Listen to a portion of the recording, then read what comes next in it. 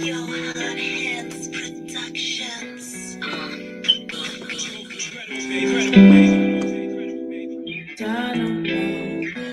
I don't wanna cry no more. Yeah. I don't wanna die, oh Lord. Yeah. I don't wanna cry no more. Yeah. I don't wanna cry no more. Yeah. I don't wanna die, oh Lord. Yeah. Thank God I'm alive. Yeah, I gotta realize that I can't rely on them yet, no lie. But I'm trying to make a way out. Yeah. I'm just trying to behave now, following the laws, that's the way out. Yeah, dropping tribulations of a slave now. Wanna be the one to say I'm happy that I came out. Yeah, not a pestilence and earthquakes. Yeah, Jerusalem is where I claim my birthplace. Check the signs and the times for the flee now. The Antichrist is coming, that's the worst case. Yeah, shed tears for the ones that will stay here. I don't really wanna stay here. Now I don't wanna die, but I am gonna cry for my people that will stay here. I don't wanna cry no more, yeah. I don't wanna die, oh Lord, yeah. Thank God I'm alive, yeah. I gotta realize that I can't rely on them, yeah, no lie. Look, I don't wanna cry no more, yeah. I don't wanna die, oh Lord, yeah. Thank God I'm alive, yeah. I gotta realize that I can't rely on them, yeah, no lie. House of bondage be coming from out the slave route. Kingdom of heaven's the way to enter the main route. But going through it with family. The problems they handed me, I can't be. The truth is hurt for my family. The situations is critical. The great tribulation is coming now, it's getting physical. And also it's spiritual mark. Will cost you eternal fire. Keeping commandments is all I ever desire.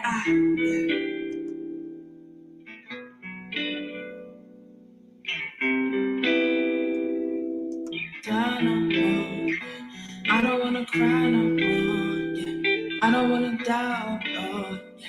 I don't wanna cry no more, yeah. I don't wanna cry no more, yeah. I don't wanna die, oh Lord, yeah. Thank God I'm alive, yeah. I gotta realize that I can't rely on them, yeah, no lie. And everybody need to wake up, yeah. Until Yahweh shot the comeback, yeah, he really need to come back. We gotta live righteous. Yahweh said repent to keep the law, we should come back. Okay, we got another chance to do right. I wake up in the morning, thank my Father for my life. I thank you for your son that came and died, shedding blood. The only one protecting me and always show me love. Yeah, show me every day. Shed tears for the ones that will stay here. I don't really want to stay here. Now I don't want to die, but I am gonna cry for my people that will stay here. I don't want to cry no more. Yeah. I don't wanna die, oh Lord, yeah. Thank God I'm alive, yeah. I gotta realize that I can't rely on them, yeah, no lie. Look, I don't wanna cry no more, yeah. I don't wanna die, oh Lord, yeah. Thank God I'm alive, yeah. I gotta realize that I can't rely on them, yeah, no lie.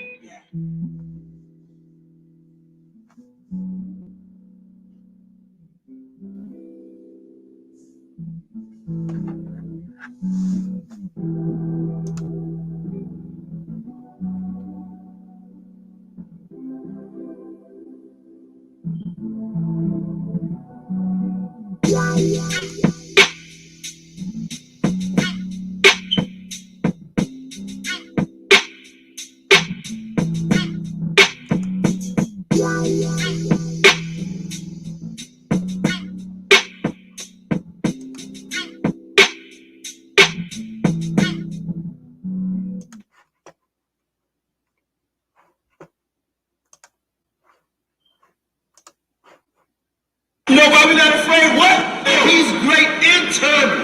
Total destruction. Y'all think he come back in all peace? You got another thing coming. So we're always fighting for our brother. We ain't marching saying yes we can. No justice, no peace.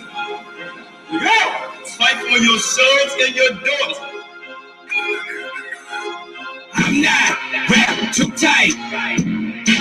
Got 400 years on my back. I'm angry dog. I'm black like that. Won't contact with you whites. And all the niggas I stand here with, they share my same sentiment. I'm fucked up tonight. Don't kill my brothers no more. Want all the smoke, motherfucker, go. This is my battle cry.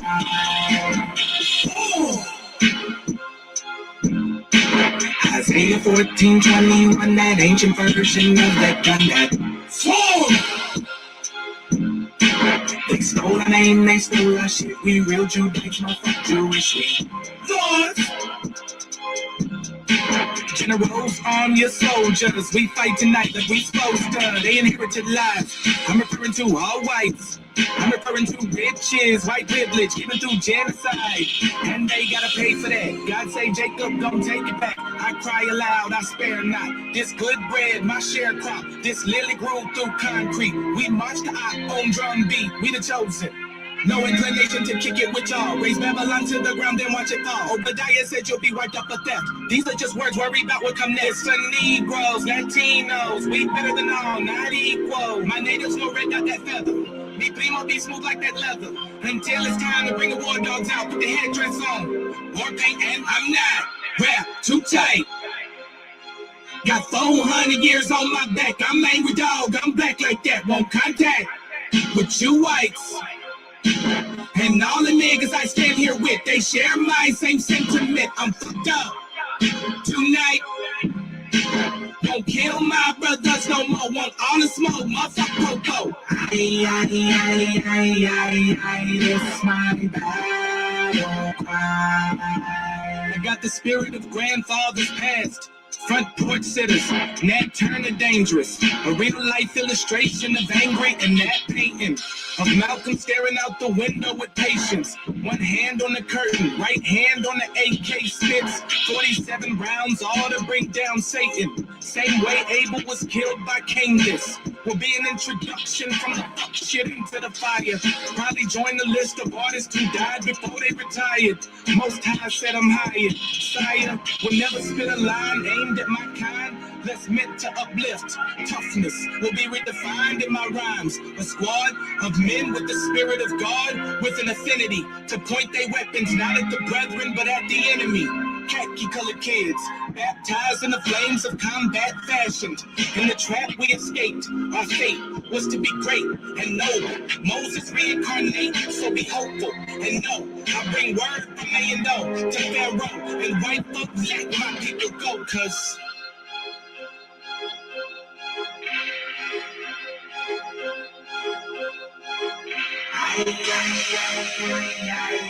that's my battle cry.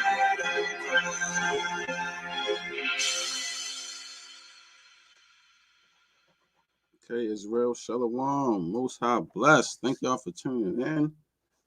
But of course, I'm your host / co-host, Shah Shem Allah. And we have Elder Yehuda and Elder Qanath here today. And we're going to get into it. The topic, Elder Yehuda can, he can kick it off because this was the topic that he wanted to talk about, so he can go ahead. Most High bless everybody. We're going to go in a few things. Yehuda going to go into this lesson he's been wanting to finish up on. Let me say this. There's some things that we want to go into class, doing some classes.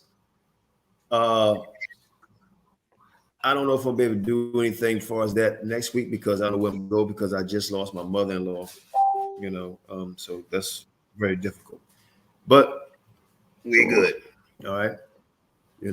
Said, let's see who all look. Most High blessed to all the everybody that's watching. Let me see, Lima, Star, Treasure, Torah. Let me go up here and find everybody up on here. Of course, Naphtali, Steam, Lion, Hebrew. It's going on Black Man Podcast.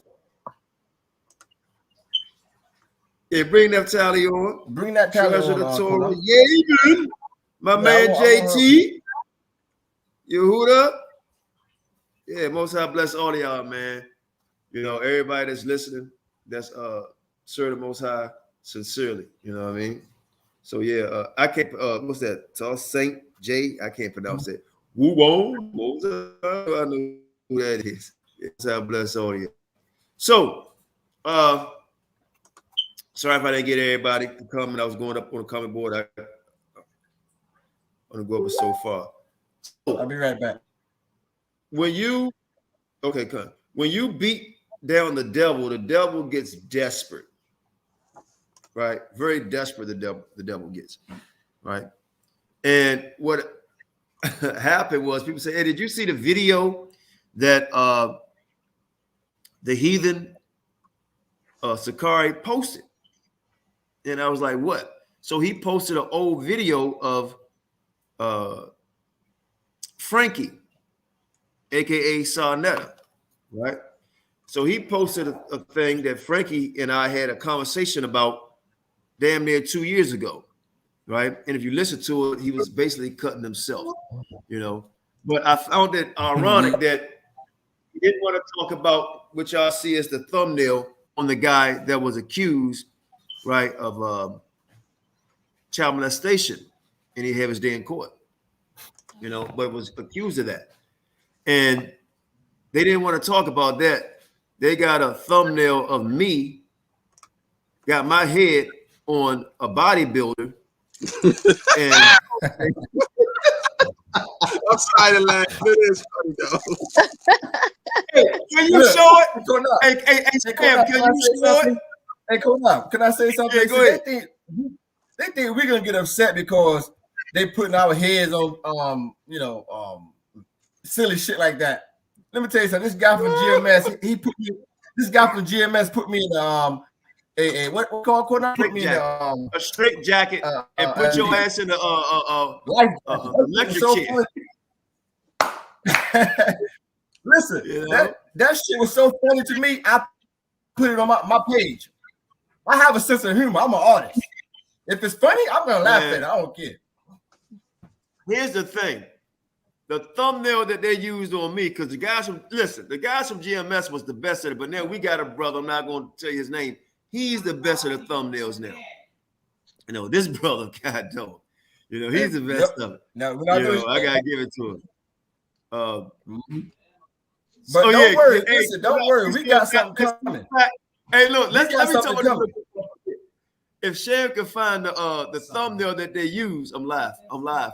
If Sharon can find a thumbnail to use, they use my head and put my head on the body of a guy that got a damn six-pack with a bag like he's going to strip. I said, damn. Right. It made me look good. You know, these guys really look up to me. 52 years old, basically an 8-pack. Right. You know? Right. I was like, thank you. You know what I mean? Thank you. You know, and Sacarii, that shit made me feel good. And Sacarii, keep it up. Keep it up. That photo you did of Qanath, that shit is funny, bro. We like it. Yeah, I like that photo. I was like, damn, man, that let me know I got to work out. But I'm glad you feel that highly of me. You know, look, that's kind of a homosexual suspect. You know what I mean? Homosexual. Maybe he dreaming about you last night. Yeah, this man gave me a 12-pack, JT. What you got to say about that? I think the nigga's sweet on you, dude. Yeah, very man, sweet. A lot of these guys sweet, man. We're going to find out. Before you know it, we're going to find a lot of guys in Israel is on the down low. We're going to find out, man. But look, so what we're going to do, since he wanted to show a video of me going back and forth with Sarnetta, right, and threatening people for calling him Manzer, right, and so on and so forth. Because mind you, you look at the past videos we done, we haven't said anything about that organization at all. Nope. We left everybody alone, right? Exactly. Qanath Kelly, you know, nah, hell no. Oh, keep it on the down low. That's about it. No, hey, they got a lot of R. Kellys in We'll call you Qanath Maxwell. Yeah, there we go. That's a better one. But look, so they talked about me, having Sarnetta talked about me, but don't y'all find it ironic about how the Most High worked for them? But every time they try to throw something at us, it fires right back at them. Oh, y'all harboring pedophiles. And come to find out the guy that they say a pedophile, right, which could be, right, is actually holding feast days and going to camp with them. Y'all see the thumbnail? You ain't gonna see that shit with us, right? So then they put a video out of me and Sarnetta having a conversation. I'm like, well, damn. They don't remember when Sarnetta and Gorilla Shebrew got into it? They don't remember that shit? So, Shashem, we want to show that beautiful commentary so we can comment. And not. Hold up, Yehuda. Hold up, Qanath. Stop saying his name wrong. It's Vanilla Shebrew.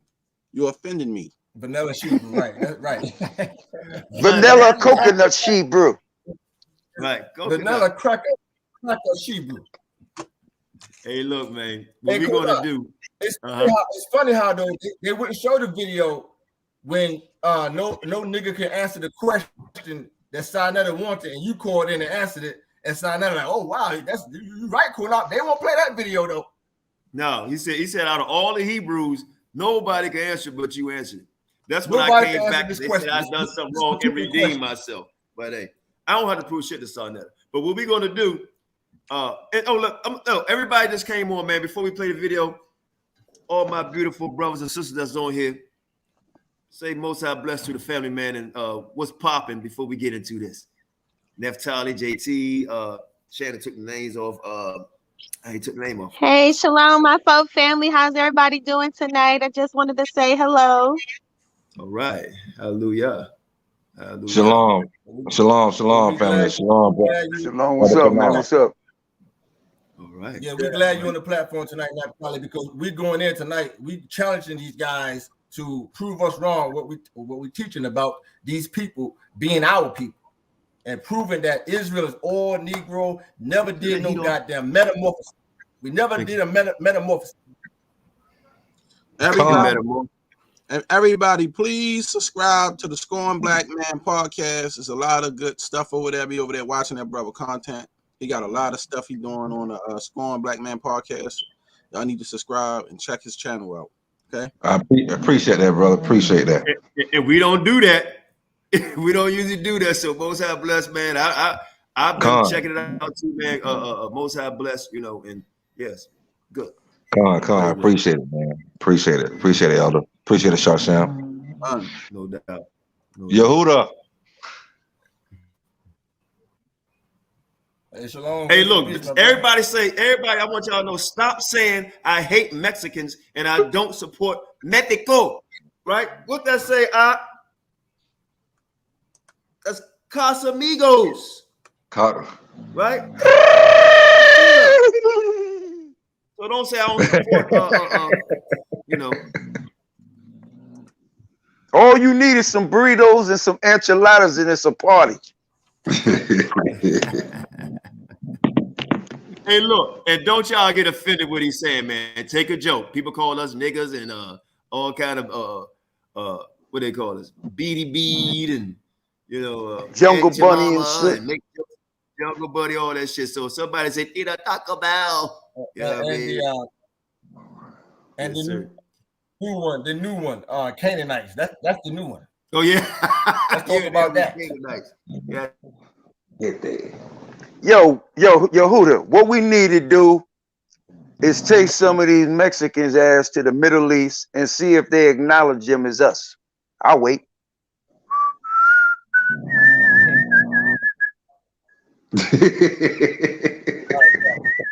All right.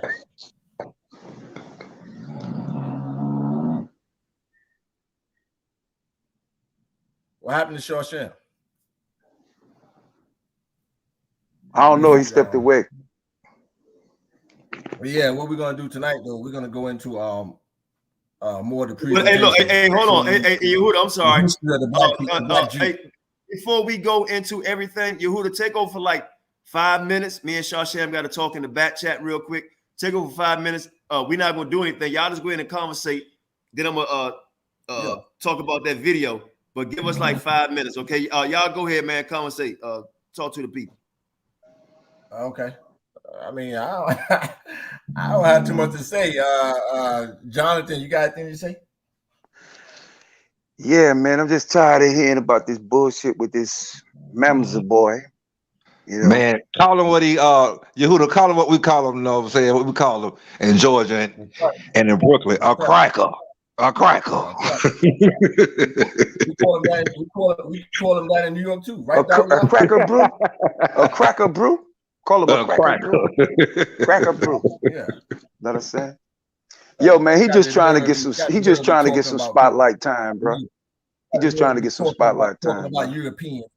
And he got European blood flowed all through his system. Yo, that name, I think that's his mama name, though. That's what I think. I think he used his mama name, though. I think he using his mama name. That name that he going by, I think that's his mama name, though. Shalom to the family. Was good, all y'all out there. What's happening? What's up, y'all? Elijah? Shalom. You know how we do it. You know how we do it. And that's a reason why he promote and try to push this lie, these Mexicans and Hispanics being our people. You know why? Another reason why is because they look like he do. He can relate to them. They look like he do. Okay. He look like Saddam Hussein's brother. Yeah, like when you all them Mexicans and stuff, it's like them so-called Chaldeans that we be seeing at these corner stores and stuff, and these Mexicans, if you put them together, they about look the same. You know what I'm saying? And wasn't nobody looking like this 3,000 years ago. So this but yo, when you go ahead, people, this breed class of people, they're not that old. They ain't been on this earth that long. And, no more than 500 years, bro. And so how did they house the Israel? I mean, like, let's look at all the curses. And goddamn well, they do not fit any of them. Ain't never been in no ship. But if you ask the average Mexican, right, like who helped them get their independence from the conquistadors and shit, most of them don't even know it was us. Okay, Most High bless. We back. Let me. I'm sorry, brothers. Back? Shashan, when he come back on, he's going to play the video I want to play. Then we're going Yehuda is going to take over. Most High bless my brother King Judah and the other people that came on. Big salute to King Judah. CUC F.O.P.E. King Judah Show. Brothers and sisters, please subscribe. The brother gives wonderful content. Wonderful content. Oh yeah, King Judah, definitely a good brother. Right. Hey, before we continue with the live, I need a liar. Can you call me real quick? I'm gonna take my face off. And Shashay, I'm gonna let you go ahead and you can actually play the video and we'll commentary on it later. But I'm gonna put my camera on and my phone on mute.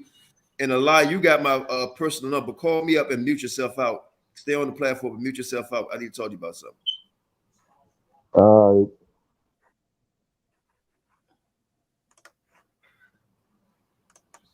Yeah, go ahead and play that video, and then it's not gonna take long. Then yeah. All right, Gorilla, you already know you got some explaining to do. Goddamn it! I ain't got no explaining to do, man. This shit ain't no joke. I don't respect this little shit you doing. I ain't fucking with you, bro. Don't call my phone no more, my nigga. Straight like that. So you mad, brother? I'm mad that nobody wants to follow the Bible and y'all are doing all this little faggot ass shit. I don't respect you, period. So talk to us about you going in the club, brother. What's all that about? I can go to the club. Show me the Bible. Show me the law of God. I can't go to the club. I can go to the club and I had the time of my life. You told me to show you the Bible? Show me in the law. Show me in the law of God. That's what I said. The law of God. You really want this smoke, Gorilla? You really want me to show you in the Lord of God? Huh? It ain't no. Hold on one second. Garfield, chill, brother. Chill, man. We don't need no motherfucking Captain Saber hoes up in here right now. Chill. He says show him in the law. So I want to show him one scripture real quick. Gorilla Hebrew, can you explain to me Ezekiel 44:9? What is that saying?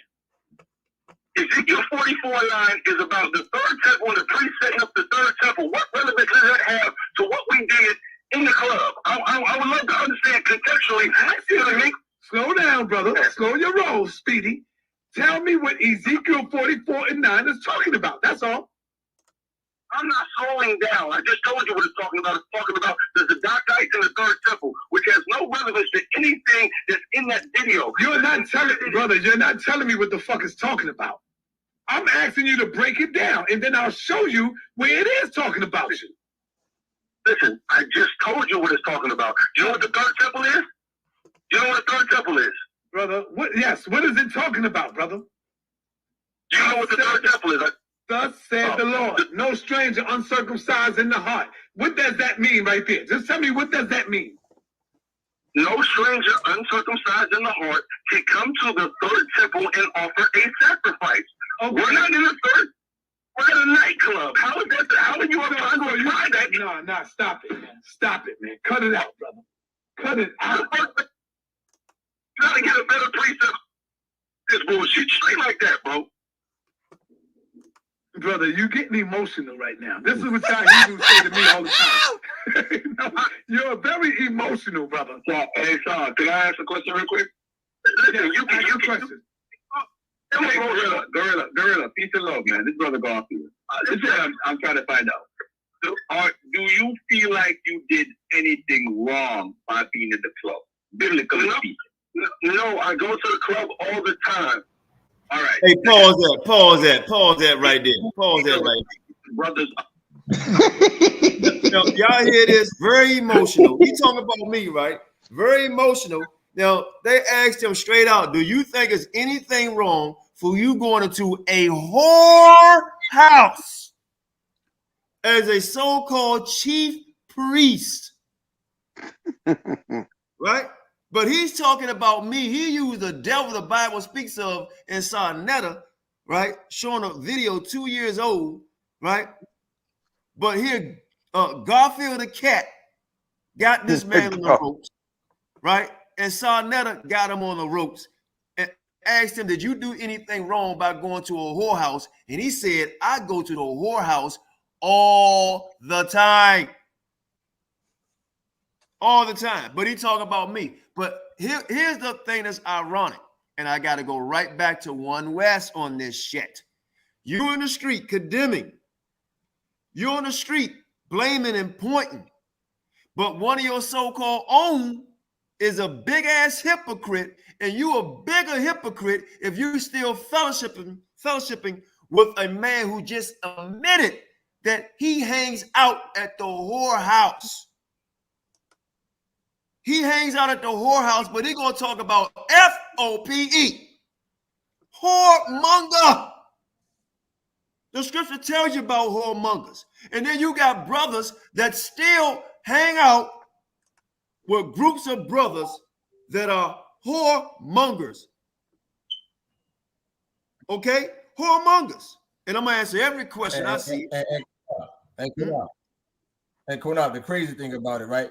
You got hundreds of Negroes that look like you and I giving their hard-earned money to this half-white boy. They're giving this white boy, what the guy say, $100 a month? Yep. And this cracker don't even work, and you niggas giving this guy your money? Let me answer this question right here, right, real quick. It's very, I don't know if the question is because of a sexual interest or curiosity. Right. Right. I think it's a little bit of both. Is that Nicole? Right. I don't know if that's sexual interest. Qanath, is it true that you used to be a stripper? I'm in love with a stripper. If a man repent, is he not a new creature? Right?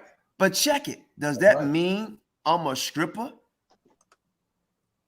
Do I have to talk about my past if it was my past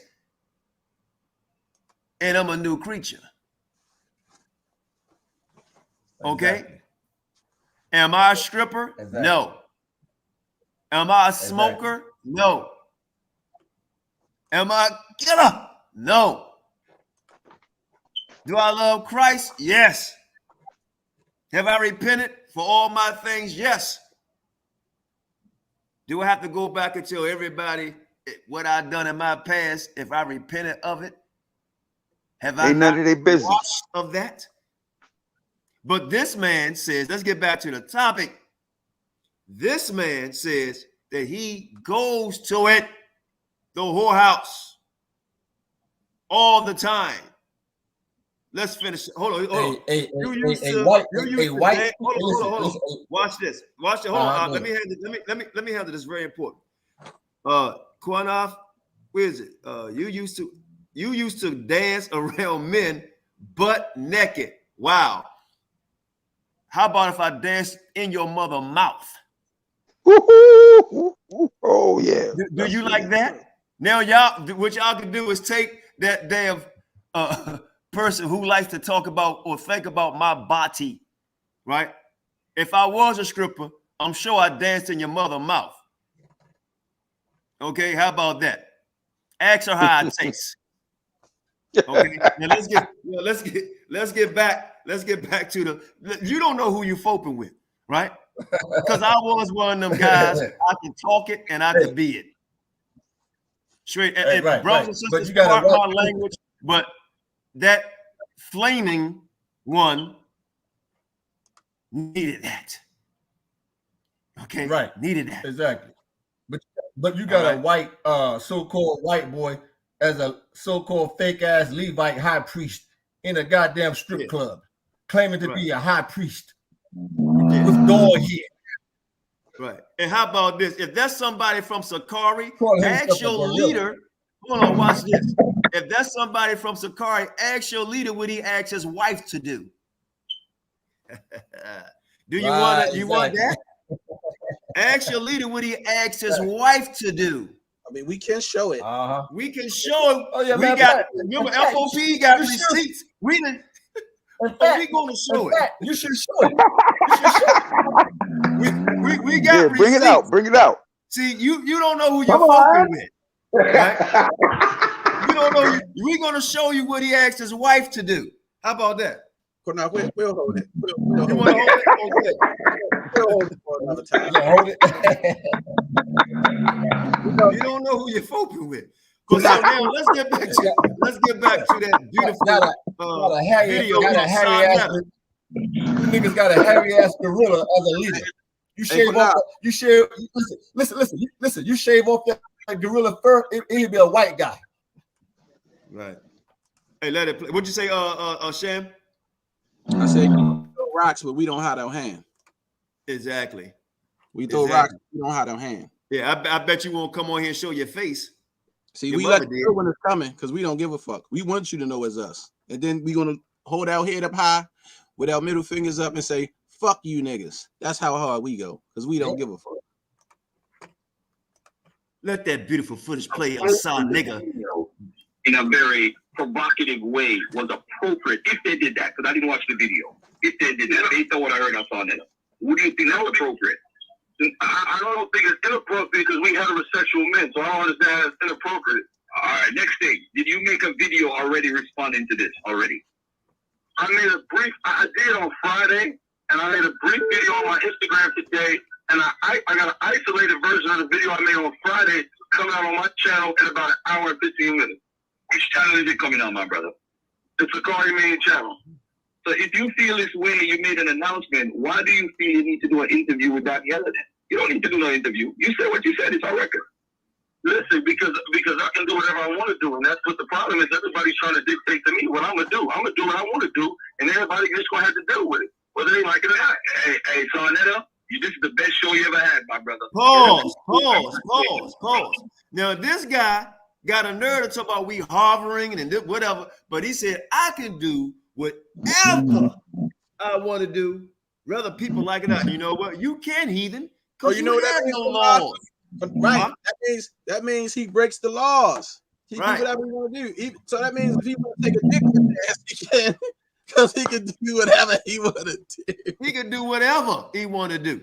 But you know what I'm asking, trying to figure out?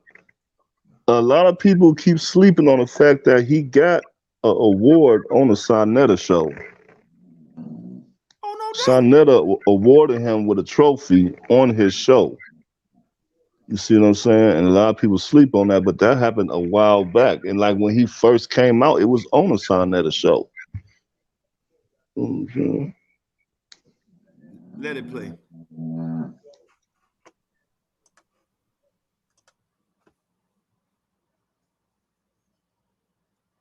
Hold on.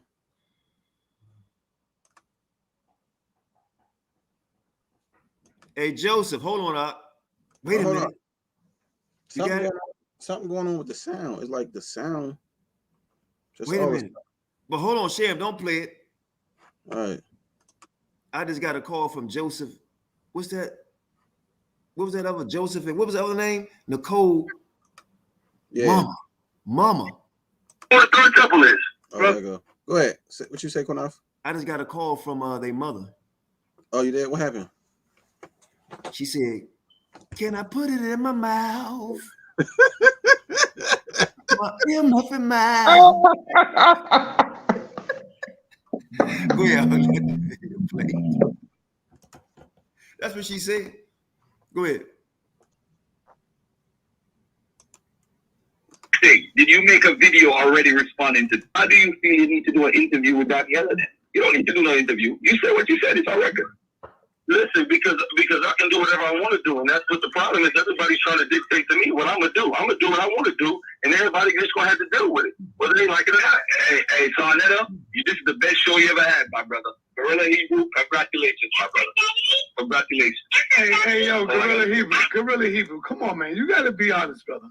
This is some bullshit, and it's going against the Most High. Was this after the Passover, brother, or during after the Passover? It was after the Passover, but no. Let's be honest on what's right.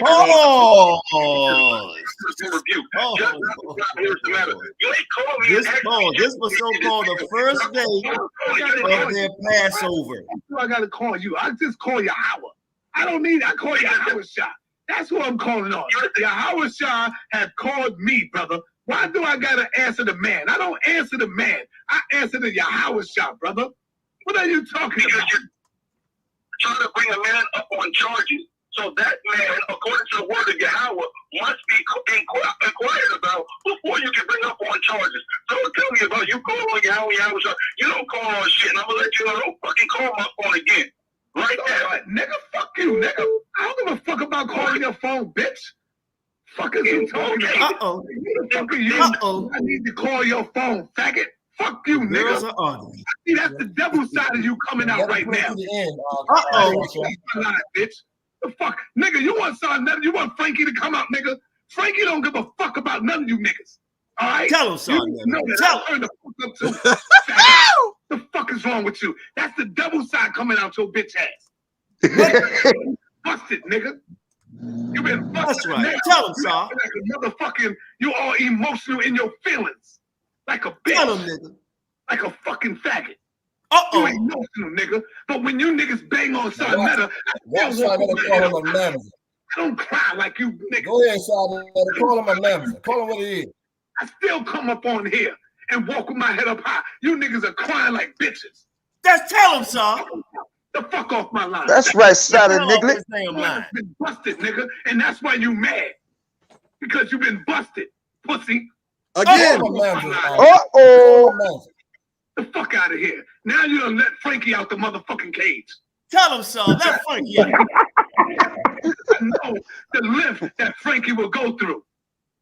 The fuck is you talking about, nigga? If you want respect, you gotta show me some respect, bitch.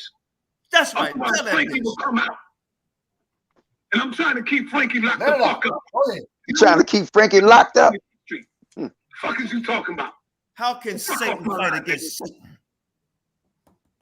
Now, go ahead and call him a mammoth. Go back down and calm down. Calm down, Frankie. Because these niggas trying to fucking challenge me. They think that I'm the soft motherfucker. I became soft. No, I haven't became soft. I just try to be more diplomatic with my people. But nigga, don't get up in my motherfucking chat and talk some shit. The fuck out of here with that. That's right, Frankie.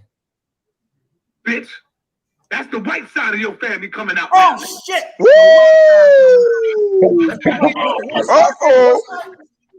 He hit a nerve. Going up in the fucking whorehouse, nigga. The Most High that turned you niggas into whoredoms. Into whores. In a whorehouse. What is wrong with you, bitch? Tell him. You don't know me. You think you know me, but you don't know me, nigga. Let a Negro speak. Bullhorn, Frank. You don't fucking know me. He don't know you. You think you do. And you think I'm weak, and you think I'm soft. but you're about to get to know who the fuck I am for real. All right, let's let that go. Peace and love, Power family. What's your name when you call? Uh-oh. Hey, Brother Garfield calling back. I want to say to you that the questions I asked was important. Because remember, Daniela said that they're going to talk tomorrow. Well, what is the reason to talk to him if he feels he's justified? Remember, Daniela said, what did Daniela say? Daniela said that you want to see what he's going to come with. He's already saying what he's going to come with, son. He feels he didn't do nothing wrong. That's so right. Even Garfield the cat know this shit. Now separating himself from the entire Israelite community now. He says, I'm going to do the F what I want to do. That's why I talked to him and asked him those specific questions. So now, Sarnetta, for him to get violent with you, that's a whole other scenario. Yeah. Everybody listen up. Watch this. Acting all crazy, knowing if that was us, they wouldn't be sparing me no motherfucking good. You know that. This nigga running around acting like a fucking man. Oh, shit. What son call him? A cracker. Get out my fucking Probably want a cracker. That's the white shit coming out too, nigga. You don't know who you fucking with, boy. He said he acting like a damn masser. Now you want to play a video of me and start talk about the Bible, right? And we go back and forth. Manza. Oh, did Assad and Sacarii jump on a non-believer? Did they do that? Did they say Sarnetta had a gun? He wanted some of that double soup. Qanath, he wanted some of that devil soup. Yeah, that's what he wanted. He wanted some of the devil's food cake. He wanted some of Frankie. He wanted some of Frankie. Sorry, you better watch it, nigga. That damn smoke. Smoked sausage. What y'all think about that, man? Holla at me. He got him, man. He got him, man. That's all I can say, man. Shit, knowing them two, they probably had an argument and joked about Kissing made up. Hey man, together, knowing them. Do you want to? Hey, look, this is what we're going to do. We're going to continue to teach what we teach, right? Just like everybody got the freedom to teach what they want to teach, just like them niggas over there, or not niggas or Negroes, whatever the hell it is over there. Teach what they want to teach. They can teach it. Don't get mad because what we saying contradict what you're saying, or what you're saying contradict what we saying, right? The truth is, we bringing out the truth, and you can't take it. So you thought you had something. Every time you open your damn manzer mouth, you get cut. Every time. So we truth be told, we don't even care to talk about you guys because you're not that important. We want you to keep gathering in people because we know you're gathering in what? Snakes and vipers, and no disrespect. But if you fall behind that dude, something wrong with you. You have low self-esteem. You have low self-esteem. And giving that a young boy, one not even 25, and the other one walks like Frankenstein with a, like you said, a Neanderthal head. And giving them niggas your money. And give them your damn money. You wake up, brothers over there. My brothers over there, my brothers. I hope you don't want to harm your brother because I'm talking about another man, right? And somebody talking about me, right? Real hard body. Yeah, everybody get upset. I get upset somebody talking about my peoples. You know what I mean? But we let it go. You guys get passionate. You want to protect your boy, your bun, your boo. They wanted to protect their slave masters. See, them the Negroes that you want to protect your boo. I feel good tonight. Y'all good to get it. You want to protect your boo, your bun. That's what you want to protect. Little Miss Debbie. Little Miss Debbie. Like if we was on that field, if we was on that cotton field and we was getting ready to escape. Qanath. Oh, that's the picture they put of me. Look at that. Look at my chest and my stomach. Yo, he put that shit in play, girl. He put that up on me. Thank Qanath, you. you was a centerfold, bro. Look at that.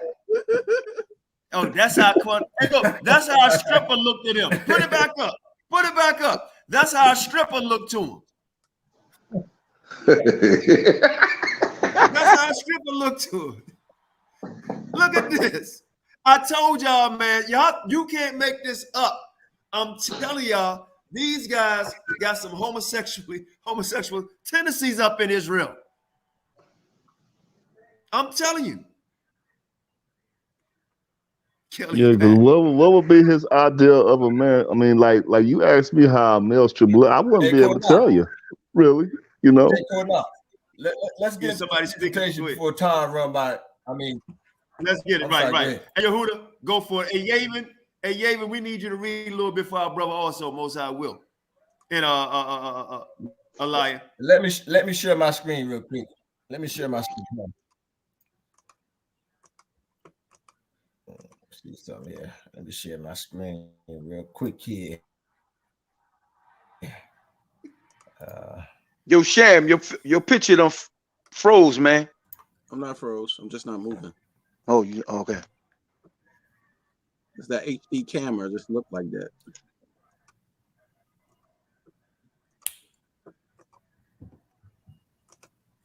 Okay, I don't want to do this no more like this, man. I'm just ready to keep teaching, bro. This is just getting ridiculous to me. Can we all just get along? Hell no. Can you just leave me alone? Can you just leave me alone? I'm glad them guys looking at me like that. But hey, Yehuda, go in.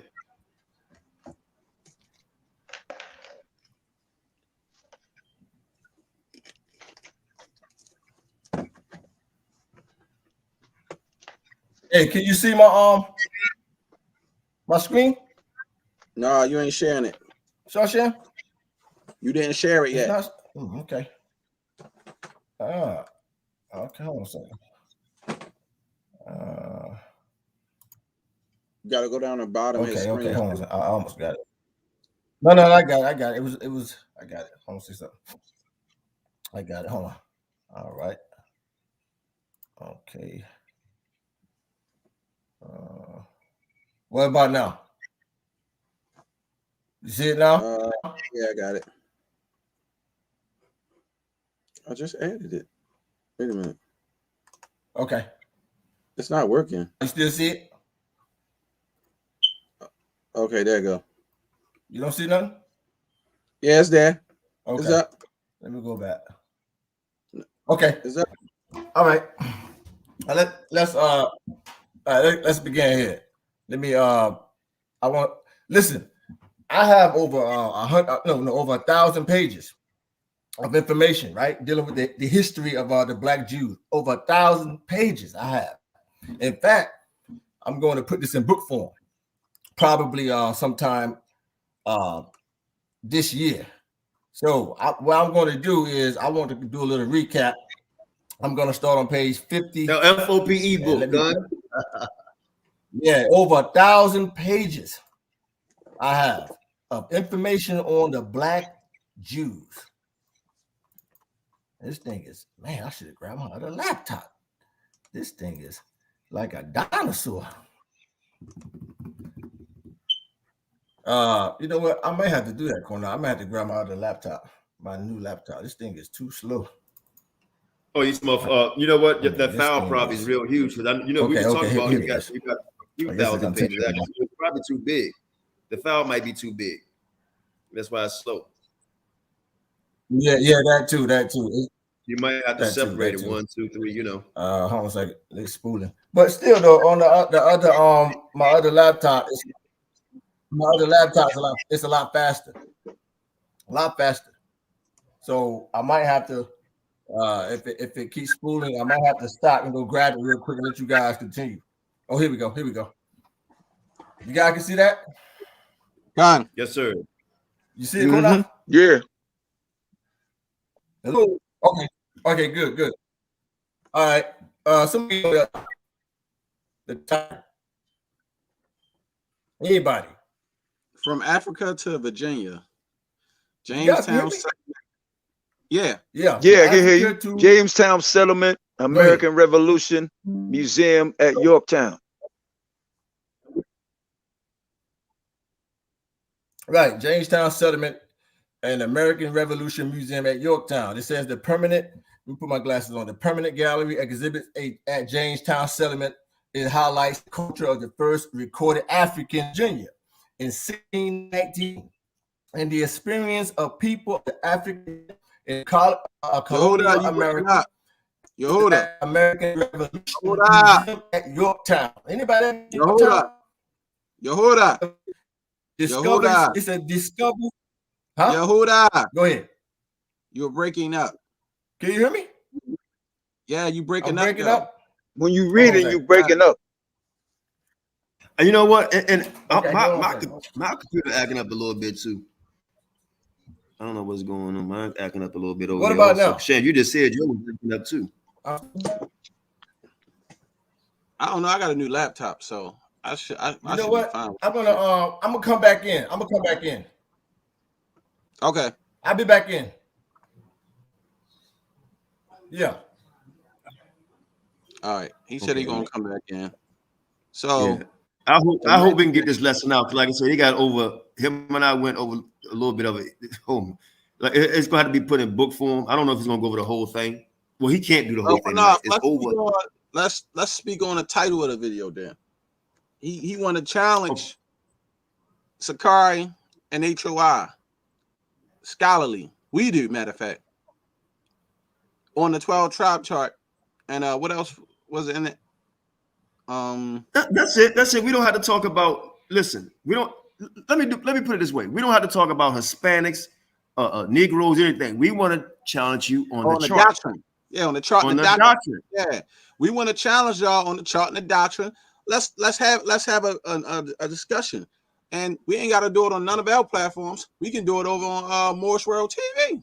We'll take it over to Hawker Bay channel. You know what I'm saying? A neutral ground. No, for sure. All right. Naftali, how you feel about this chart, sis? How you feel about this chart? It's trash. It's garbage. They need to throw it away. That's how I feel about it. They're not going. Listen, they talk all that shit. Like they so fucking much of these scholars. They got all this great information. Fuck it. Then let's spar. Oh, matter of fact, I'm ready. Let's go. I'm ready for them to challenge me. Not a spar. Let's have a back alley, bare knuckle fight in the information. Us versus y'all. We Jack Johnson. Negro we only bring Jack Johnson to the table. Anybody from One West, but mainly we want y'all, since y'all want to talk shit now, because we already know ISUK is chicken shit. They don't want no smoke with this. They don't want no problems. Your honey has said, hell no. You ain't gonna fuck up my money. Nate said, hell no. Ricard said, I'll take on the challenge. Then that nigga disappeared in the night like. I went on GOCC channel where Ricard was teaching. I said, this F.O.P.E. They was like, man, shit, that dude ignored it. He said something about the chart. And then I responded, I ain't hear nothing. He was on mute. Nothing from no more. Okay, so here go a couple of $1,000 question right here. Because I know they use Rehoboam or something like that. Like, where in scripture was it lawful for a Namzar to even be a high priest?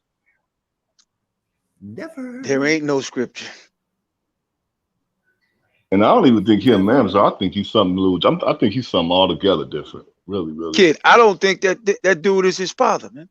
Yeah, I did kind of think like that because, I mean, no phenotype, no attributes. You know what I'm saying? And I just never thought it can be dick riders like it is, B. When I look at people who follow that shit. Same thing with the comfy. Same thing with man is a terrible thing to waste, B.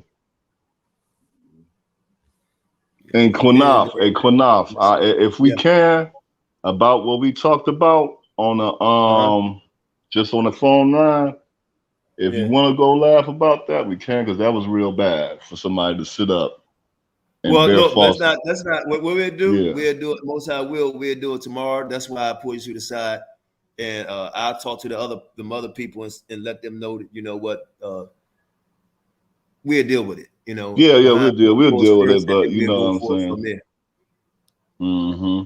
All right. But yeah, I think they use Rehoboam or something to try and say that a half breed or what? Well, No, some people say Mamzar. Robon is a Israelite. Some people say he's not. So we the whole thing, we can just get down to it all. You know, the whole nine. And it's not just that. We can't. That is a monkey wrench they throw in. We talk about the 12 tribes chart, right? They want to get about Right. what's that? What's this Moabite? What's that Moabitess? What was the name? Ruth. It's Ruth. It's like all these are monkey wrenches they throw in the game. Ruth, Rehoboam, all they throw all that in there so they don't have to talk about the chart.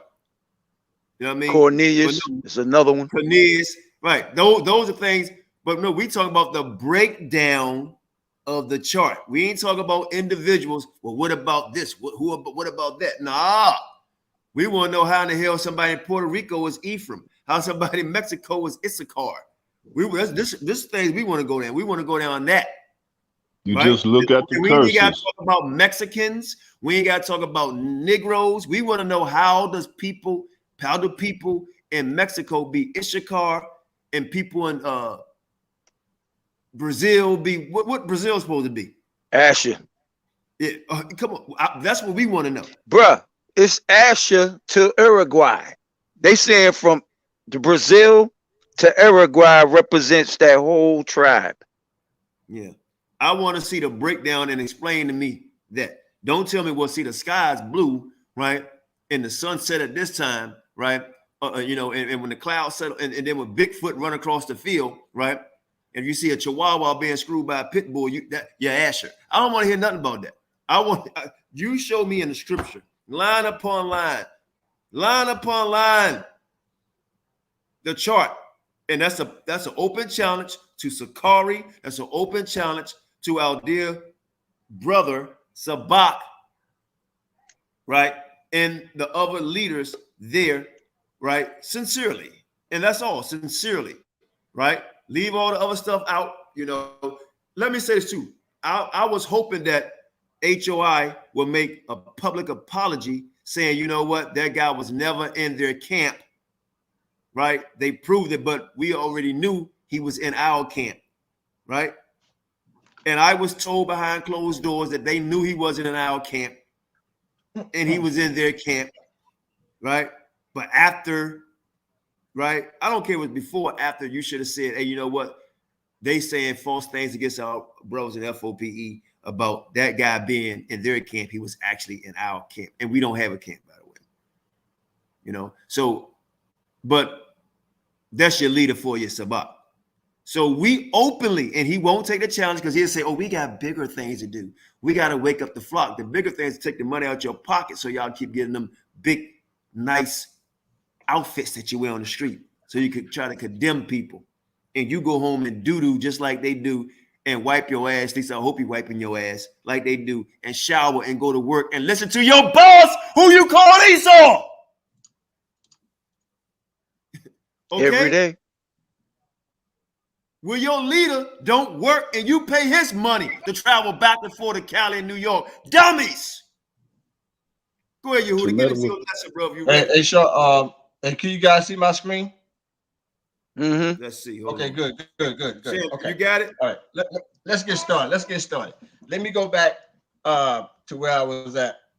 But like I said, man, I got I think it's still spooling. Go ahead and talk some more, Qanath, until it's finished downloading. It's coming up. It's coming up right now. It's about to come up. Give it a second. Yeah, you can go ahead and talk some more. I'm waiting for the finish. Last time I checked, didn't Mexicans have their own government? Their own police force, their own army, their own, just read the curses. Like, where do they fit? Like, where did they come over here and to a strange place and was captive 400 years? Like, when did that happen to them? Shalom, I'll wait.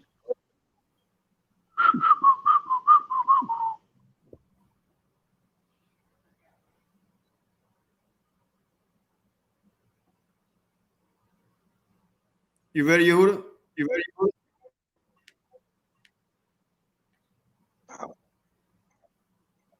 Okay, I don't think this is working out, bro. I'm hearing feedback also. Yehuda, can you hear me? Yeah, I can hear you. I can hear you. I'll just wait for it to completely finish downloading. That's all. I hear you.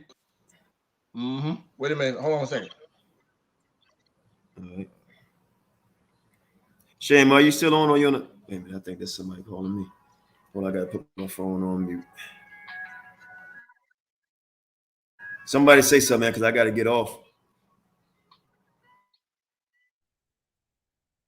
I can say something. You know, what I find very interesting is that the Mexicans have their own pantheon of gods that you know, that don't go back to, that actually go back to pretty much the same gods that that we would consider to be pagan. They had brought in this god that they needed rain. It was a drought, and they brought this deity in, and when they brought him in, it started to rain, and they started to do worship and obeisances to this god. I think it was like Tohishatan or something like that. So yeah, so it's like and this was a recent video. This wasn't anything that was like ancient. This is stuff that they're doing today. And like I said, their airport is named after Quetzalcoatl, which is a serpent, demonic entity that they want to pass off as Christ, and it's an abomination. And these people are they have their gods. They've been worshiping these gods for thousands of years. They say they came over here to a land that no man has never had dwelt. But my question is where did all these ziggurats, who built those? You know, if they say that they didn't build them, then who built them? Then that means that somebody was here before you. So that meant that this land was dwelt in before you came in, if that's the story that they want to tell. Right. Unless they want to take responsibility for those ziggurats, which we know was used as mass human sacrifice. And who taught them that? Yeah. Okay. All right. Let's Somebody trying to say something to me? Now I just want to make sure you guys can hear me. Okay. Let's Was get someone started saying again. something? No, that was Yehuda asking, could we hear him?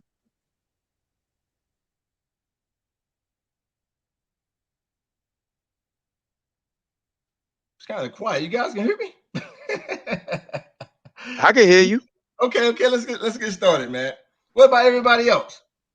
Con. Okay. I just want to make sure you guys kind of. Okay, listen. I'm gonna start over right here. Okay, it says from Africa to Virginia, right? Jamestown settlement, right? It says the permanent gallery exhibits Jamestown settlement highlight the culture of the first recorded Africans in Virginia, right?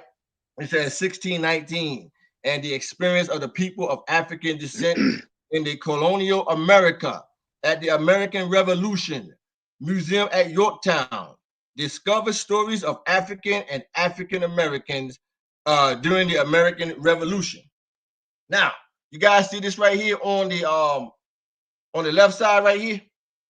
You see this figurine right here? This copper. It says a copper. In fact, somebody read this at the bottom right here. If you can read this, if anybody can see this, read this part for me right here.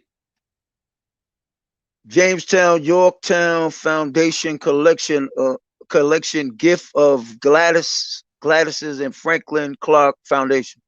Right. It says right here, right?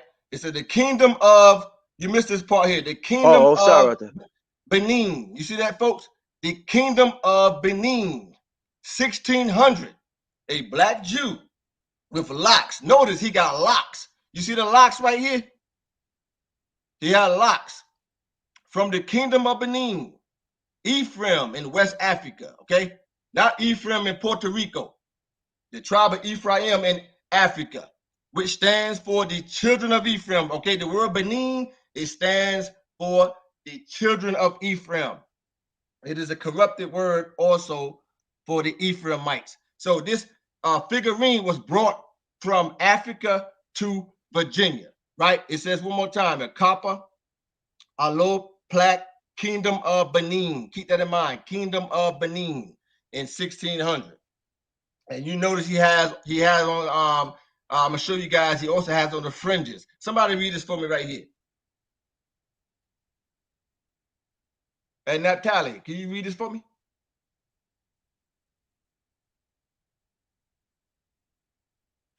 Did we get cut off or something? I sure can. The Benin Ephraim. Yeah. Also called to. Can you hear me? Telugu.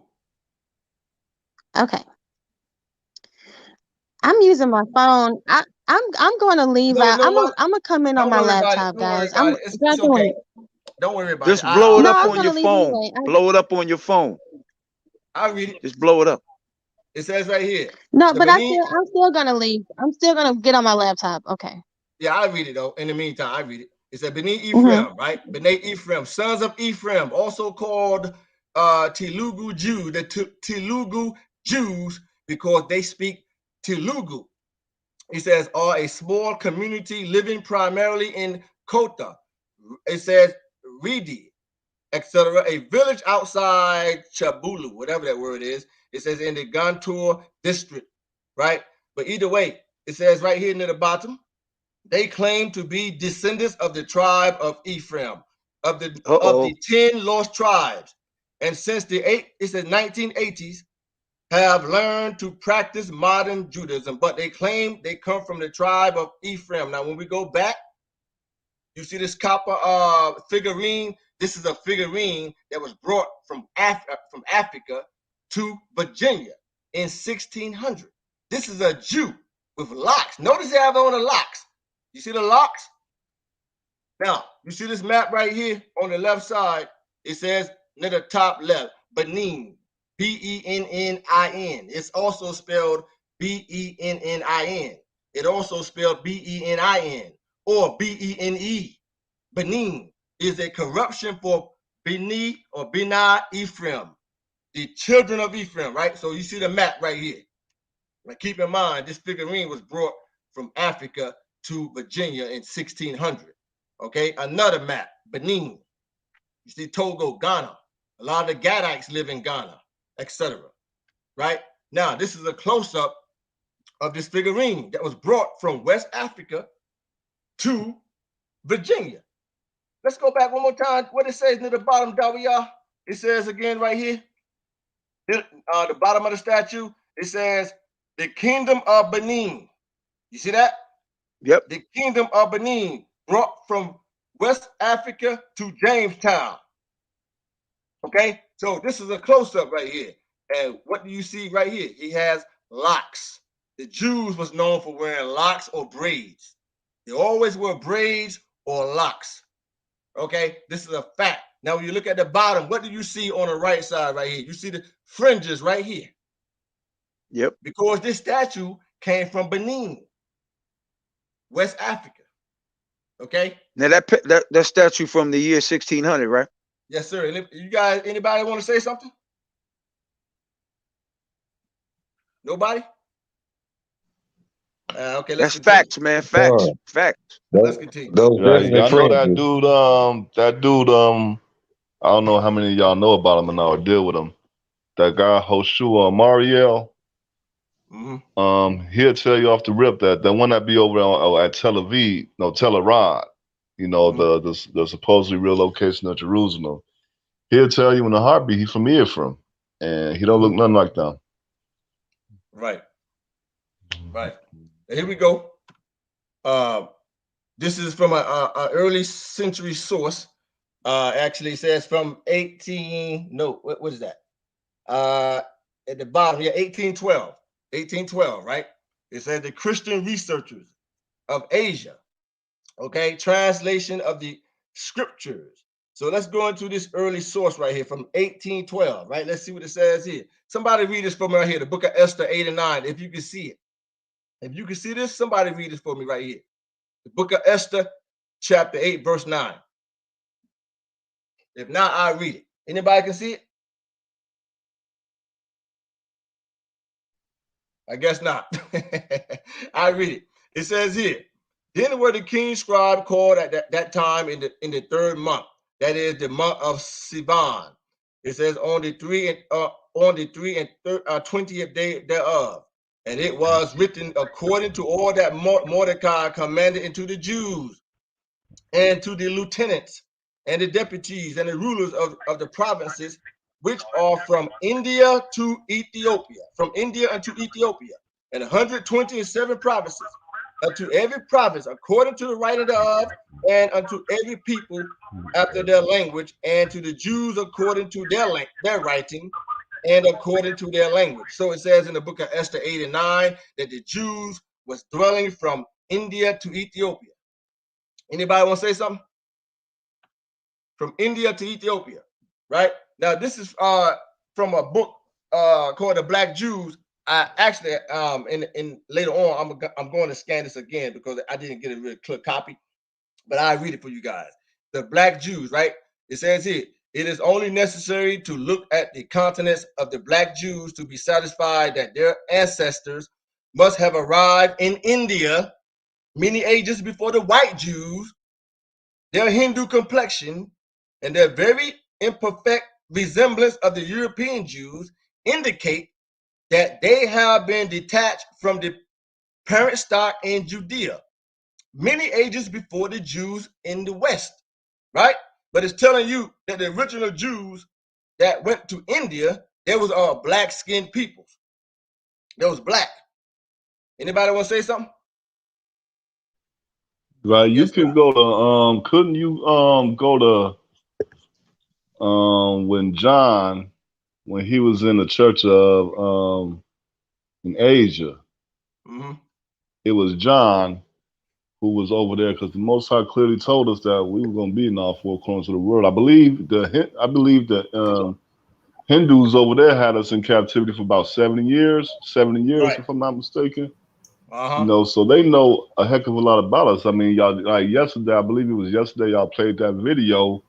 Well, where the brother was at the Hindu store, and the Hindus, you know, they broke it down perfectly what's going on because they know exactly who we are.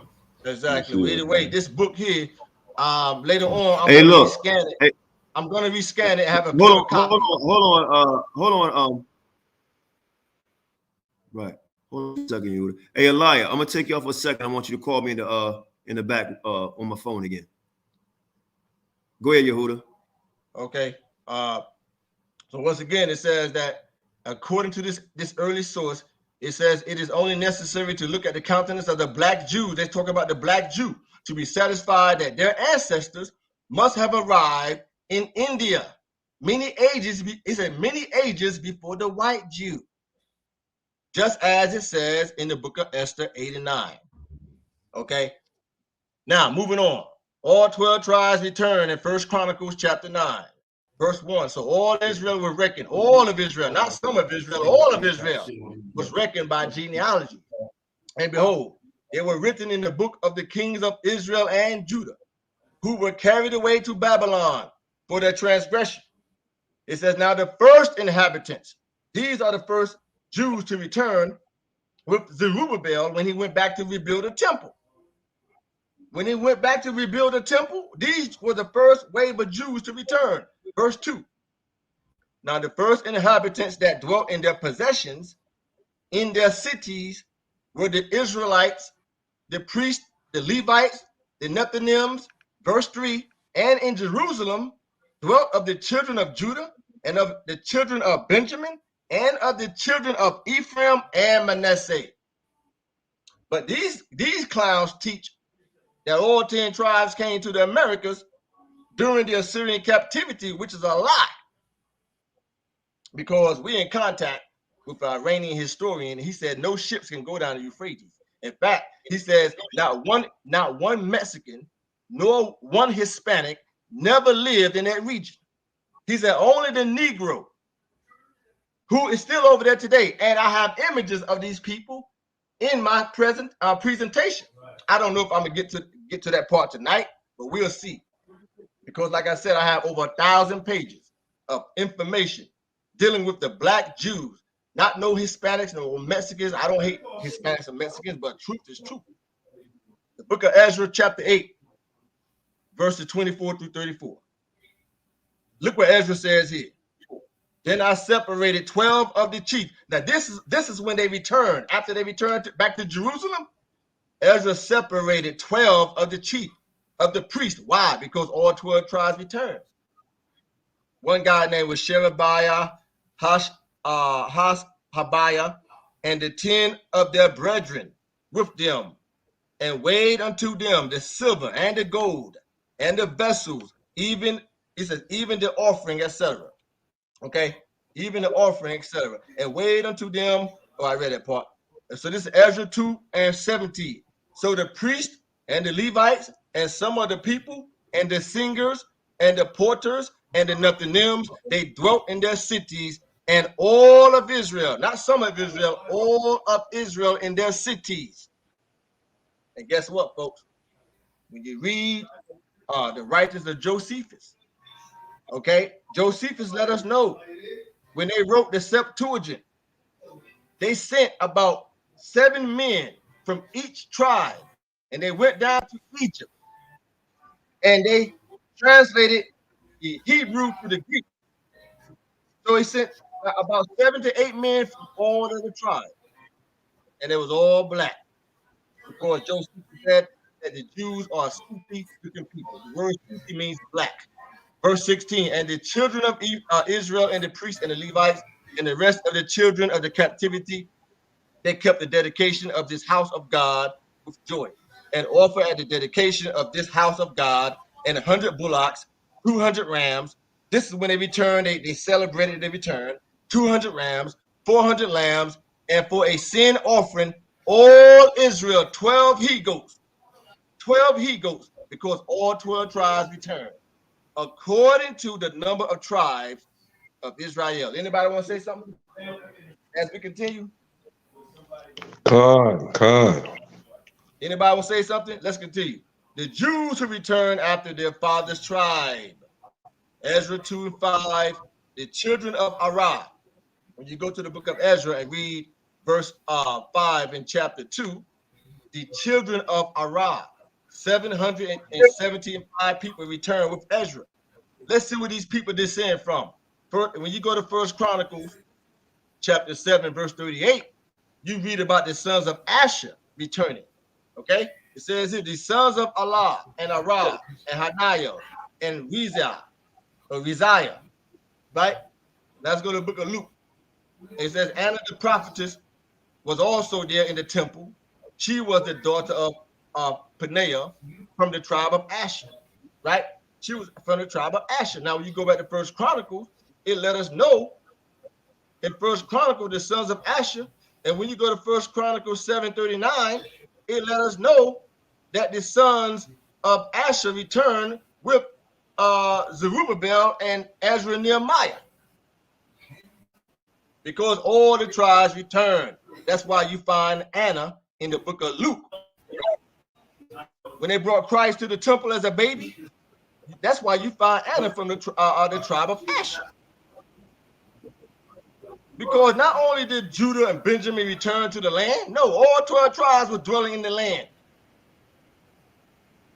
Christ taught all 12 tribes the gospel, folks. God had it that all 12 tribes was dwelling in the land when Christ was born, because all 12 tribes had to hear the gospel. The book of Ezra, chapter 2, verse 12, it says the children of Asgad, 1,222 people returned after the captivity. They came from Asgad. Now let's see who Asgad is. Anybody want to say something? Nobody? Okay. Asgad. Now when you look at the photo here, right? You see these brothers up top here? These brothers are Gadites. They're Gadites in West Africa. Okay? These brothers, you could tell that these are Gadites, because ain't no goddamn Gadites is gonna lay down that easy when they fought the Europeans. Okay? So you see the sign here, Ubu Gad. Okay, or Ubu Gad, the house of Gad in West Africa. Okay, these are the real Gadites. Now watch this here. Now it says that it says in Ezra 2:12, it says the children of Asgad returned 1,227 and 20 and 2 people, right? Now let's get the definition of Asgad in the Zondervan Illustrated Bible Dictionary. It says Asgad, Gad, meaning ancestor of a family that returned from the exile. See, they returned in 2 contingents, one with Zerubbabel and the other with Ezra, Asgad, or a descendant representing the clan, because the Gadites returned, folks, with Ezra and Nehemiah. It said one more time, how many Gadites returned? It says here, 1,222 Gadites returned with Ezra after the captivity. Anybody want to say something? And they was all black. Now watch this here. In the book of in the Strongs, right? It says H1409 Asgad. It says also 85794, a stern troop, Asgad, an Israelite. Near the bottom here, you see the outline, the biblical usage. Asgad, Gad is mighty, the ancestor of a family, right, of Laban, who returned from the exile. See, so the Gadites was dwelling in the land during the time of Christ. So when these niggas in these camps is telling y'all that only Judah, Benjamin, and Levi was dwelling in the land, that's a lie. That is a lie. In fact, I want to skip to something else. So bear with me for a second. Anybody want to say something? Go ahead and talk. I want to skip to something else. Nobody want to say nothing? Everybody quiet tonight. Nobody? You teaching, nephew. You teaching. It's like, okay, well, we going to you bringing it out, man. You Listen, bringing man, it out, man. They man. can't refute nothing you saying. Hey, don't listen, bro. You guys can talk. I want to get to something else real quick, though. Real quick, man. Listen, bro. I got over 1,000 pages of information on the history of the Black Jews. You got that revealed knowledge, so we just sucking it up. We ain't got none to say. Man, I want y'all to participate, man. Y'all leave me out of the hands. We know. Yo, break down. We know. We'll chime in.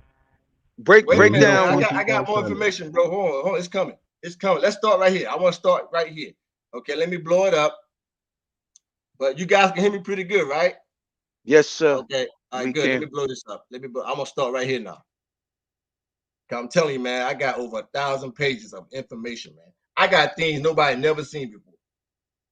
I've been collecting and researching for years. I told Qanath, it's time for me to put this together. It's time to put it together. Oh, it's still spooling. Okay, hold on a second. It's still spooling. Okay, here we go. This is section 2, F.O.P.E for our edification. Now, let's continue here. Let's continue. Let's see what happens. Okay, here we go. It's still a little slow because it's spooling, but that's okay. Now, right here, you guys see this book right here? This book here was printed in 1854. 1854, right? The Primeval language, or Primeval language, whatever the word you want to pronounce it. Primitive language. I can hardly see. I got to put my glasses on. Matter of fact, let me grab my glasses real quick. Your boy Yehuda getting old, man. You only 5'0", kid. You ain't old yet. Yeah, I know. Okay, let's go. Let's continue. So this book right here was from 1854. I hope you Mexicans and Hispanics out there watching. You guys ain't seen nothing yet. Watch this here. This is on page 330.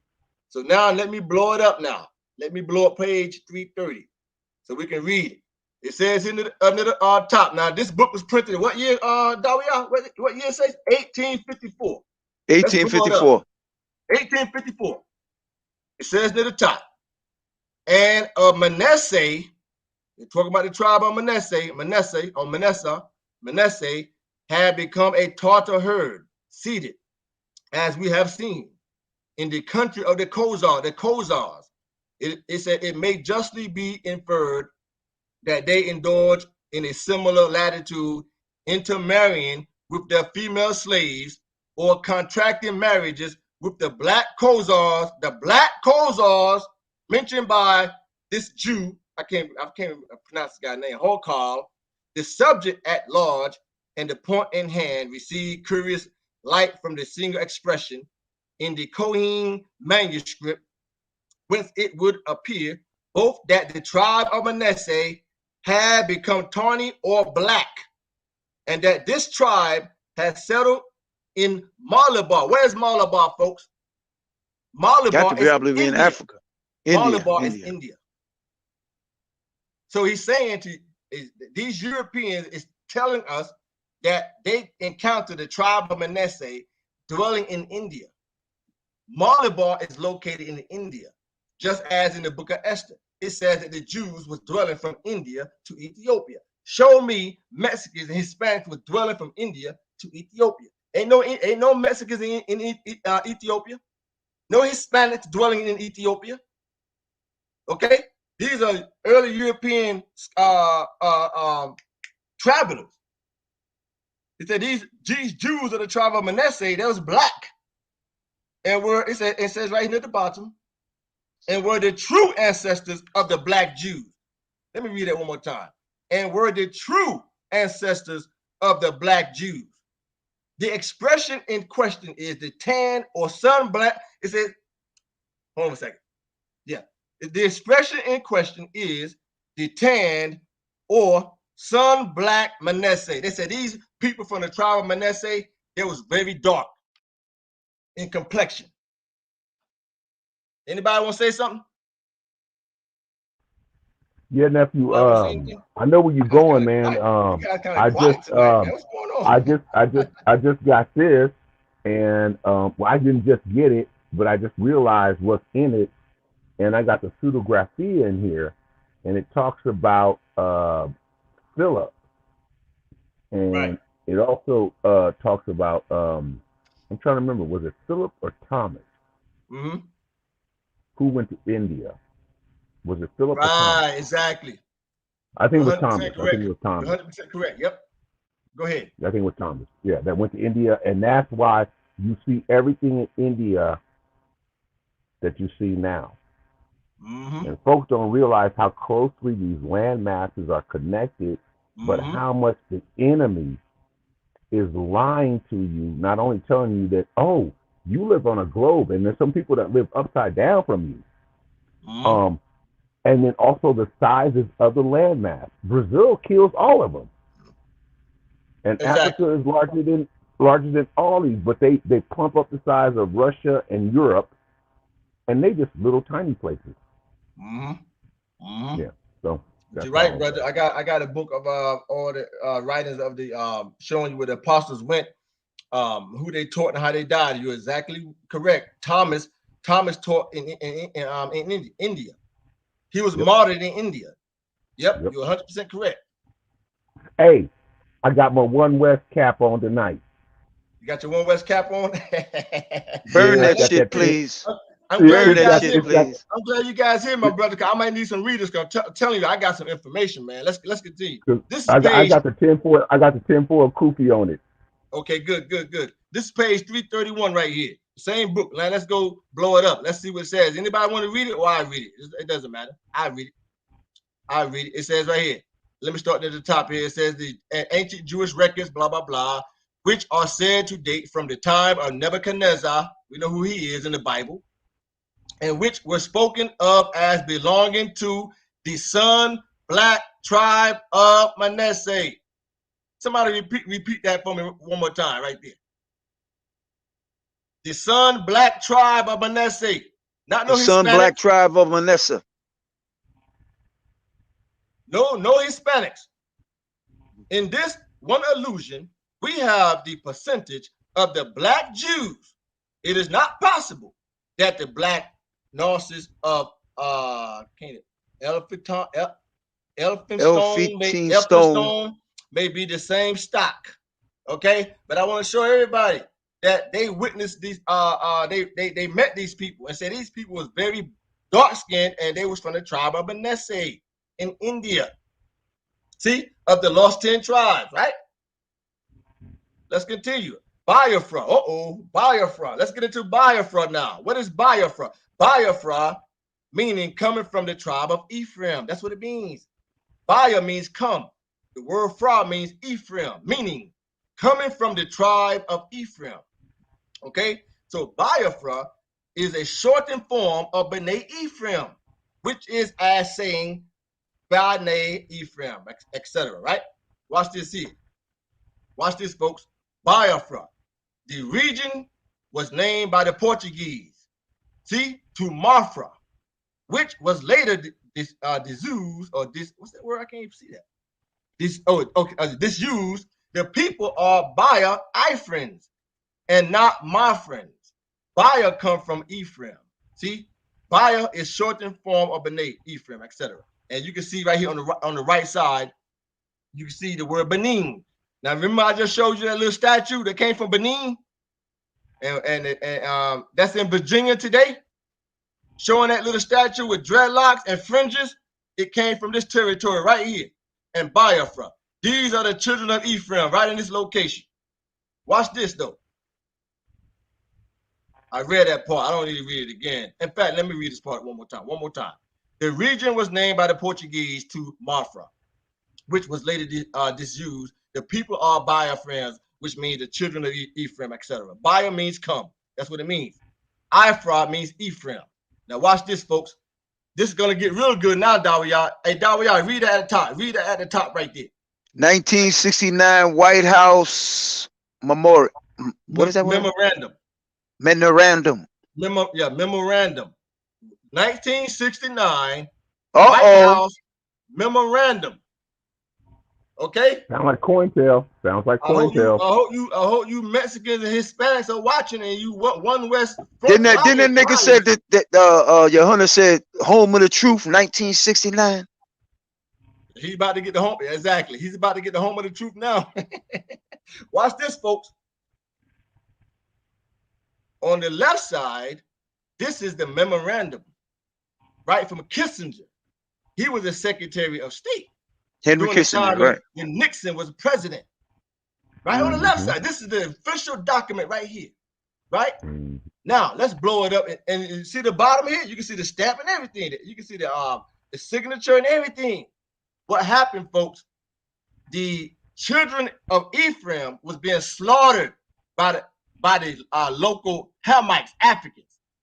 They was being slaughtered. So what happened was Kissinger reported back to the White House what was going on in Africa. Watch this here, folks. Let's blow up the memorandum now. Let's see what it says. Okay, this is the memorandum right here that he wrote for President Nixon. Now let's blow it up. Anybody want to read this for me right here? If not, I'll read it. This is what he said right here. I'll read it if nobody can see it. The wandering Jews of Africa. Okay, now this is the letter given to Nixon from Kissinger. It says right here. Look what he wrote. Biafra. What I just showed y'all. Biafra means what? It means Ephraim. Right. Watch this here now. Watch this. It's about to get real good now. Watch this here. It says, let me start right here. And where it highlighted right here. It says, presides over the popular support and military moral of a people convinced that defeat means extinction. See? The Ebus are the wandering Jews of West Africa. This is the memorandum right here. I blew it up so you guys can see it. What did Kissinger tell President Nixon? The Ebus are the wandering Jews of West Africa. They are gifted. They are aggressive. They are westernized at best. They said envied. They are envied because they was hated by the surrounding neighbors and resented, but mostly despised by the mass of their neighbors in the Federation. Anybody want to say something?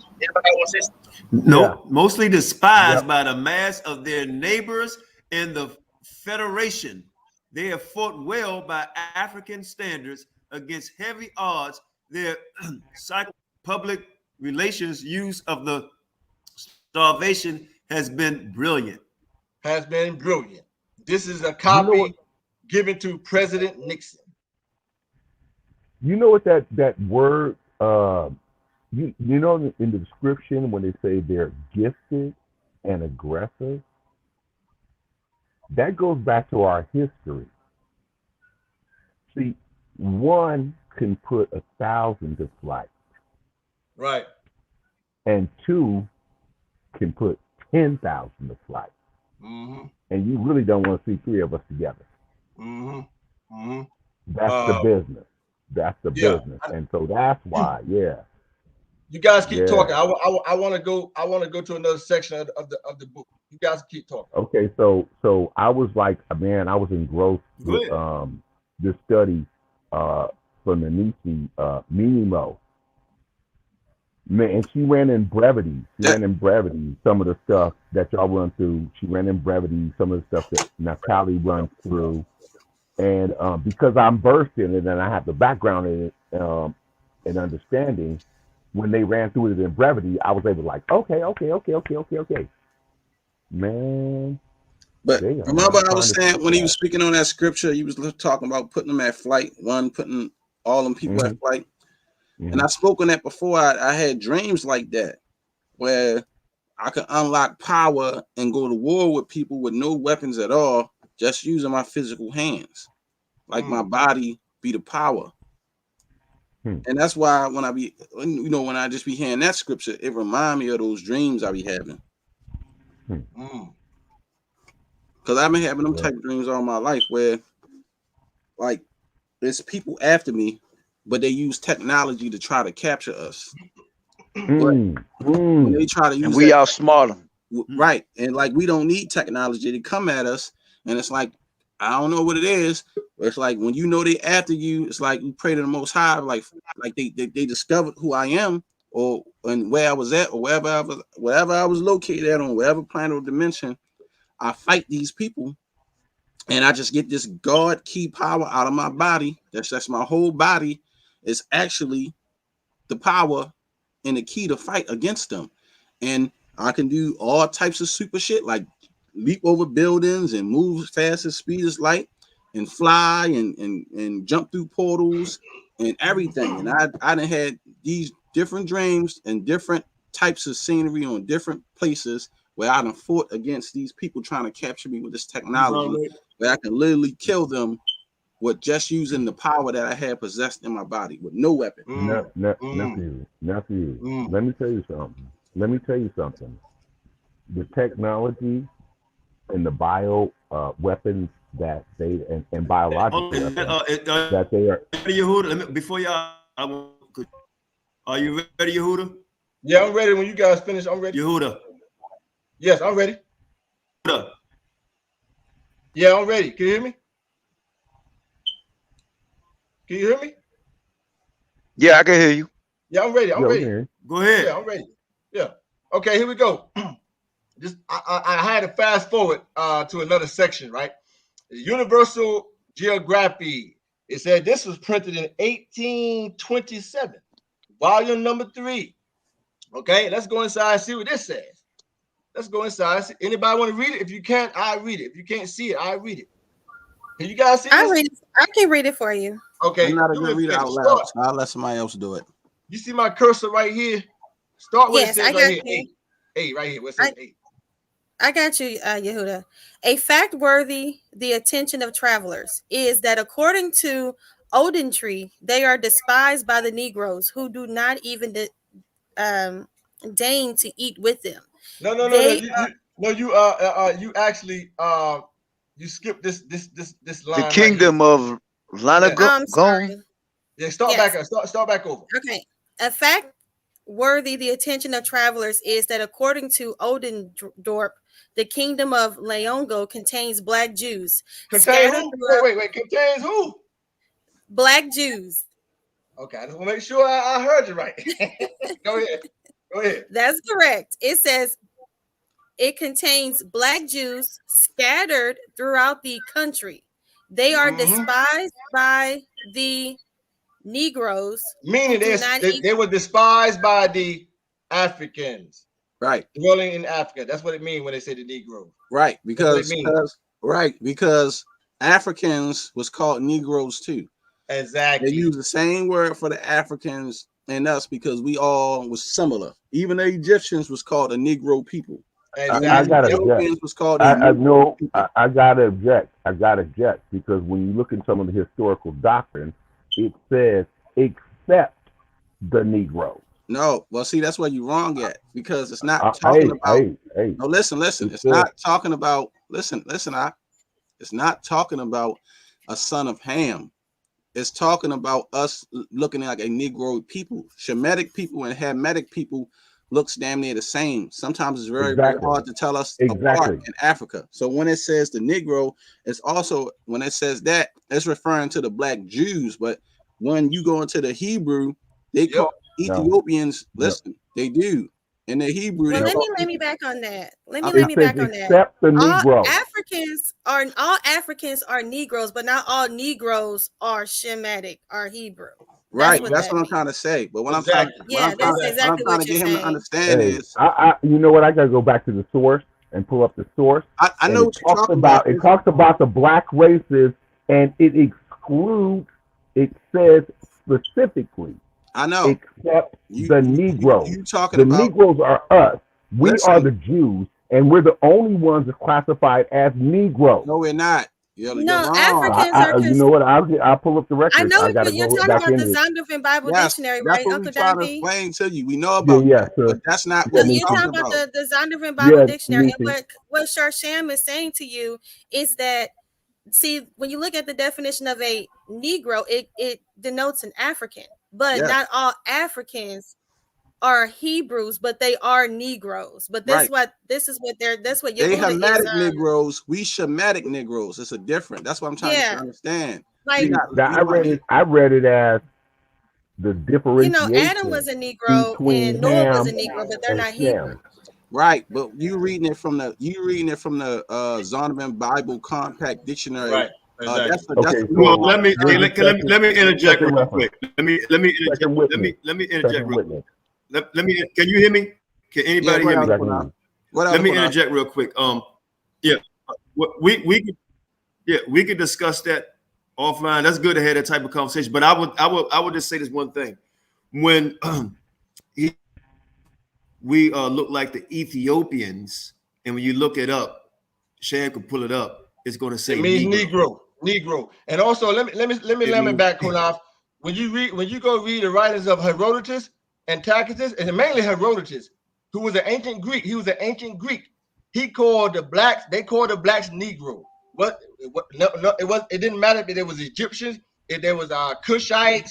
It didn't matter. They called anybody who was black Negro. Well, I would. I got books where they call because of the fact that in Spain and Portugal, real quick, negro means black, and we were there before the Moors, who are the Cushites, and they were already calling us negro there, and that's why they were making a differentiation. Because we had let me do this real quick. We had a certain way that we roll that made them call us negro. It's up to Yehuda. Okay. Yeah, let's continue. Let's continue. Sham can pull up where it says. We're gonna let you finish teaching, but then later on. Yeah, go ahead. But later, what I'm saying is later on, when it's over with, I just want Sham to show one thing when it's talking about the Ethiopians being Negro. But we're gonna finish the lesson. We can talk about that later. That's all. And throughout this presentation, I got over 1,000 pages of early sources calling Jews Negroes all the time. I know. I can show you. Listen, I can show you constantly through this presentation. And but just finish the presentation. They're calling Jews Negroes all the time. That comes from Spain. Let's continue. I have to continue. That comes from Spain. Look, because if you speak Spanish, you know negro means black. Right, but in the Bible dictionary from the 1800s, it tells you Ethiopians, Egyptians, all of them, they're all the same. They look no different. Even tell you in the Bible, they couldn't tell them apart. You know what? They made a differentiation, though. They made a differentiation. Now I'm gonna get off of this so you can get back to your teaching. But they made a differentiation. Not listening to us. But Uncle Don P, what they're trying to say to you is that we are, as black people, we are from Africa. They all look alike. We all look alike, but we're all the same race. I know that. I know we're that. a different ethnic group. We're a different ethnic group. We are considered to be. But we have okay. to All right, let's move on. We're gonna move on. We're gonna move on. Okay. Let's move on. Let's move on. We're gonna Let's move move on. on. We can do this. We're gonna move on. We can do this later. Yeah. Let's But go. either way, this We is can talk another about it later. source Most right here, bless. right? Another source. Let's go. The physical anthropology of the Jew. One more time. The physical anthropology of the Jew. Now, you guys see this image on the right side right here? This is a black Jew from the Northern Kingdom. Okay? Black Jew from the Northern Kingdom. Got a nose like Bill Cosby. Right? Let's go inside this book. Anybody want to read this? Start right up here where it says mixed race. Naphtali. Unmixed race, unmixed, indeed, it would seem, to a degree not found in any other civilized race. The Jews are usually looked upon as Semites. Stop right there. But it says unmixed race. The Jews are known to not be mixing their seed, but these camps teach that Israel always be mixing. They always be putting their rods in other women. That's not true. That's why we still black. That's why we still look the way we look. Read it one more time. That's powerful. Unmixed race, unmixed indeed. It would seem to a degree not found in any other civilized race. The Jews are usually looked upon as Semites. The other Semites are, however, mainly dolichocephalic. And Fishberg there go that word again. There go that word. Dolichocephalic. Yes, dolichocephalic. Only pertains to black people. Only contains the black people. It's a skull shape. They studied skulls of different races for years and years, and they gave the black Jew or the black man who has a certain head shape. They said all the Jews they found the skulls in Israel, they got a certain head shape, and they called the skulls dolichocephalic. Only they said no other race on earth have this skull shape but the black Jew. And I just want to say we verified this in a new scholarship within the encyclopedia, and dolichocephalic in 2020 still applies to only black people. Only in black 2021 people. As well. So we're gonna continue. We're gonna get to that too. We're gonna get to that. But see, it says one more time, right? They are unmixed race. They don't mix their seed like these guys say. That's why we still look the way we do. We still are black people. We didn't metamorph into no damn Hispanics and Mexicans. That's a lie. This is what I was saying. We are the only ones that have that particular I'm trying to think of the terminology for the skull structure, but the dolichocephalic. We're the only ones that have it. The only type of people that might have that also have a lineage of Cushite is the children of Yusef. And the ones that wanted to hang around in Ethiopia because they love the Ethiopian women. And so that's where you get the blending. But there is definitely a distinction between Yasharel and the other 69 nations. Well, according to the book of Genesis, when they took Jacob's body up to Canaan to bury Jacob, the Egyptians went with the Israelites. They went as a mixed multitude. The Canaanites couldn't tell who was who. In fact, the Canaanites thought they was all Egyptians. Hold up, Yoda. But can the Canaanites tell who we are today? Don't we all look alike? Don't we all look alike today to the Canaanites? Uncle Don, can he finish the presentation first though, and then we can talk about it?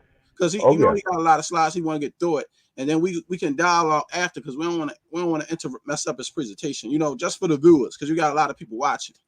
Much respect, we not debating it. We just let him finish, and then after that we can go and we can get to the Hebrew and show all that stuff. That way it'd be better for everybody. Right. No, yeah. I appreciate that, nephew. Definitely. He was asking for some input, so we're giving him some input. I know. I'm just saying, because we don't want to drown it out. No, much love. Finish your thing, nephew. Do your thing. No problem. Okay. Okay. This is the next slide right here. Same thing. This is an image from the wars of Assyria, or black Jews of the Northern Kingdom. Now you look on the right side, you can see the close-up, right? You can clearly see this is a black man. You see the braids, you see the Negro phenotype. Nobody can tell me about phenotype. I have a BFA in arts. I had to study the phenotype. Clearly a black man of the Northern Kingdom, right? Same thing here. This is another close-up. Same thing here. Another Jew, black Jew of the Northern Kingdom with the Negro phenotype. Okay? You can see the braids. You can see his woolly beard. If you look real close, you can see the beard's all nappy. Nappy-like. Same thing, see? That's a close-up right there of a black Jew. All right. Now, right here it says 1794 map of Africa, right? This area is near where modern South Sudan are today in Ethiopia. See, it said the Jews exiled. This is from a map printed in 1794. This is a close-up right here, 1794. What did it say right up here? The wandering Jews, just as Kissinger told President Nixon. He said the wandering Jews of the 10 tribes dwelling in Africa. And the tribe of Ephraim was being slaughtered by the Hamites. B'nai Ephraim. Let's continue. The Jewish Herald. This was printed in 1852. 1852, right? It said the Jewish Herald, 1852. You see right here on the right side? January 1st. And then right here it says 1867. But this one's 1852. Either way, let's go inside. Let's go inside this one, see what it says here. Let's go inside right here on page 103. You see at the title at top, it said the Jewish Negroes, the Jewish Negroes. Right. Now, let me see here. I want somebody to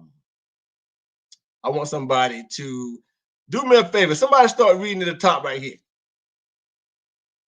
Not Tally, if you don't mind. I got you. I got you. Right there. I got my cursor right here. Following. Right. Natalie, you want to go ahead, Nisi, and do it, or you want me to do it? Oh, I was going to. Go ahead. It doesn't matter. I'll just do it. Go ahead. Okay. Nisi. You can do the next one. That's fine. Okay, you ready, Yehuda? Go ahead. Okay, the Rev. Dr. Philip, missionary in the north of, I can't see because it's a big well, it's the north. I read that. It's the north of Africa. The north of Africa. Thank you, because the Fope sign is in front of it. Okay, let's keep going. Sorry. North of Africa. The following details concerning that country: a Russian Jew, resident at Meda, or Meda, gave him information concerning a great number of Israelites inhabiting the oasis of Sahara. You see that? And it said this white Jew was given information about a great number of Israelites inhabiting the oasis of Sahara. You see that? Go ahead. I see it. And dwelling also at Bathor, Bis Warby, Targar, forgive me for that, Bosara, Bean Uzab, Lekos, and etc. Right. There are in each of these places as many as 100 families. 100 families of Israelites dwelling in Africa. Go ahead. That's right. And in some even more. Even more. And these are early century sources. I'm not using the modern sources. I'm using the early century sources. Go ahead. Facts. In one place, he found 600 families with 600 numerous families synagogues. in one place. That's a lot of people, Israelites. Go ahead. Yes, with numerous synagogues. Numerous synagogues. What were the synagogues in America? The Native Indian synagogue. Where they at? Yes, and about 100 copies of the law written upon parchment. Some of which were more ancient than he had ever seen. Man, wow. We can start the presentation now, shall we? Yeah, you got to stop it right there. That is amazing. I read the bottom. But like I said, Yehuda, this is why them niggas ain't drop the mic after that, Yehuda. This is why they not going to debate, bro. They won't debate because the sources we got, the information we can show, the proof we can put out in the Hebrew, it kills the whole chart. Right, exactly. And they ain't saying nothing, brother. Like I said, listen, we got F.O.P.E. We got over 1,000 pages of information of the Black Jew. In books. Biblically and historically and with eyewitnesses. And other books. And other books. Nephew, check this out. Go ahead. Any information printed before 1859 is super authoritative. And that's why any information printed before 1889 or 1887 is authoritative. Now, Don P. After that, they start changing the book. All right. Now you notice how you just said that, right? Well, I got a Hebrew dictionary from the early 1800s. I think from like 1813, where it says Ethiopians is called Negroes. Right. In the Hebrew. That's what I was trying to tell you. Right. We'll discuss that. We'll discuss that. But let me read it. It's not strange because it was in the records. Yeah, we'll discuss it. But let me read the bottom paragraph. Let me read the bottom paragraph. No, because here's the deal. When you look back in the records, the Negroes had their own land and Ethiopians weren't there. The book is right here in my hand. And I'm telling you, the map says Negro land. Yeah. And there wasn't no Ethiopians there. Listen. The Danites migrated in Ethiopia. They amongst the Ethiopians. The tribe of Dan. You know that, right? Yeah, the tribe of Dan. The tribe of Dan is amongst the Ethiopians. The tribe of Dan being in Ethiopia before the Assyrian captivity. They went down to Ethiopia. Let's continue. And also, that's El Hadini the Danite, as well as we have the tribe of Judah also in Ethiopia as well.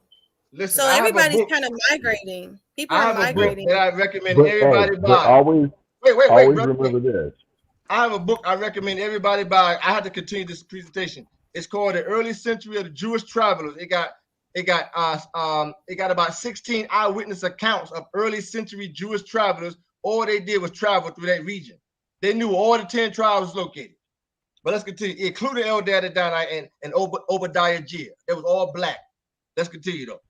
The bottom paragraph says, but this is not all.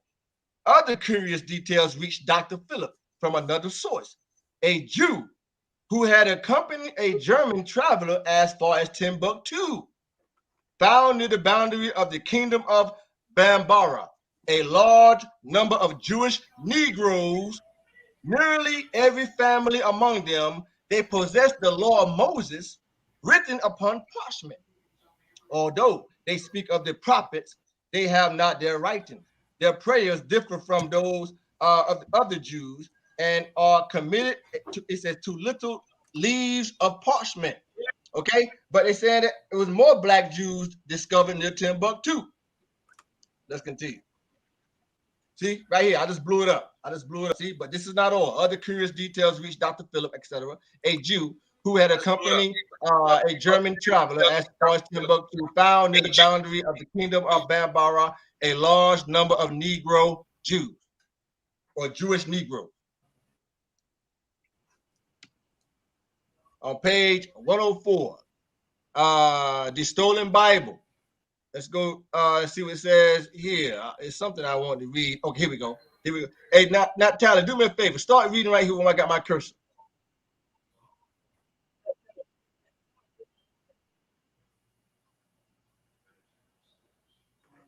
Hey, can you hear me?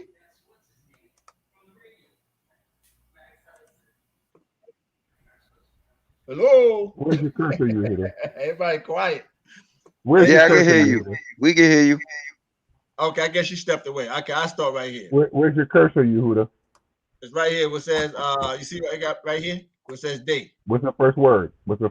Day near the top. They enjoy. Etc. Okay, they. Are you saying they? Yeah. They right enjoy. Yeah. Okay, so they enjoy equal liberty with the other subjects of African chiefs. Go ahead. And have. Screen just went out. No. I'm sorry. Go ahead.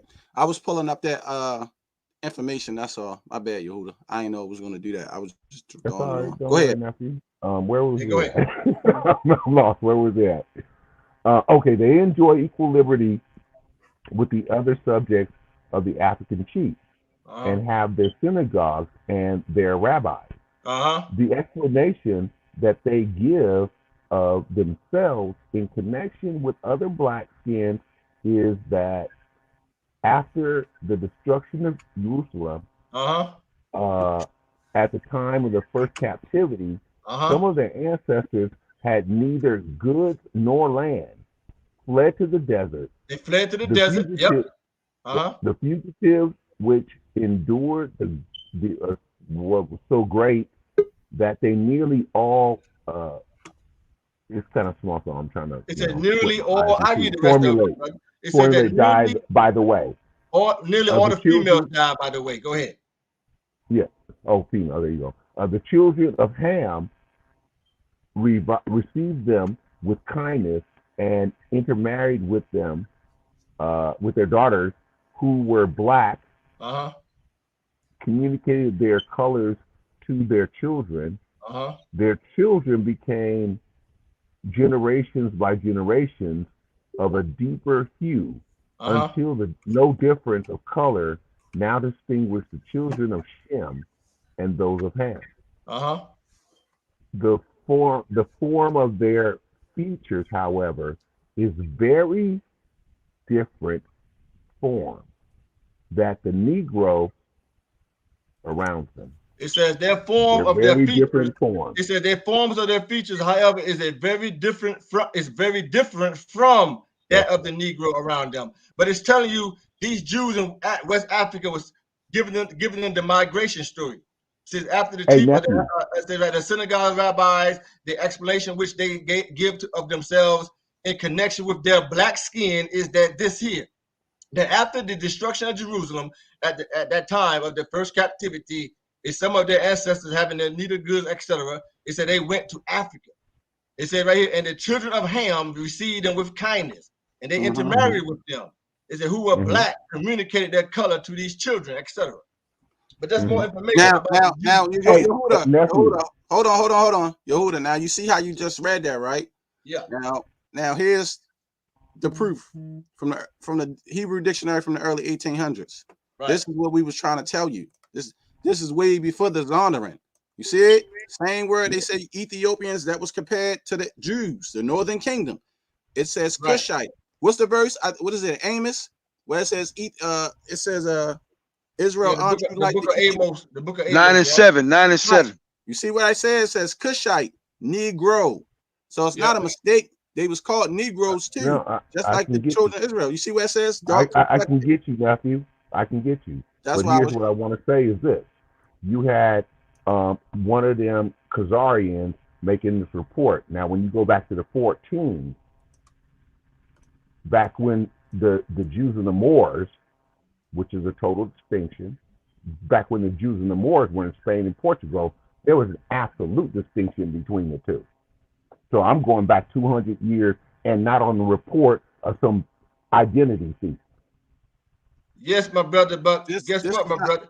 Hey, Shashan, guess what, my brother? In my presentation of 1,000 slides, I got many sources of the Portuguese Jews, them calling them Negroes. Exactly. Absolutely, because they came from Spain, and in Spain, in the Spanish language, Negro means black. Negro, they say Negro. And it's Negro. Same thing. It's the same word. Americans would pronounce it Negro. Let's continue. If they want to get slanderous, they'll call us niggas. Yeah, but let's continue. I got to continue. So right here it says all 12 tribes came to hear Christ's gospel. Do you all agree? Do anybody disagree that God did not have all his children go hear the gospel of Christ? Do y'all agree or disagree? I agree. I agree. He said he only came to the lost house of Yasharel. Right. So why? My point is this here. Why are these guys teaching that only Judah, Benjamin, and Levi was dwelling in the land during the time of Christ? When God wanted all his children to hear the gospel. Why are they teaching that lie? You see? And then you have eyewitnesses like Tacitus, who was a Roman, a Roman, he said that many thought the Jews were Ethiopians. But all 12 tribes were in the region. Therefore, all 12 tribes looked like Ethiopians. So it says all 12 tribes came to hear the gospel of Christ. Somebody read this for me right here. Genesis 49:9. I can read it. I can read it. Okay. Genesis 49:9. Judah is a lion's whelp from the prey. My son, thou art gone up. He stooped down. He couched as a lion, and as an old lion, who shall rouse him up? As an old lion, who shall rouse him up? The reason why it says as an old lion, because Christ was from the beginning of time. That's why I said, who shall rise him up? Right? Read this right here, Genesis 49:10.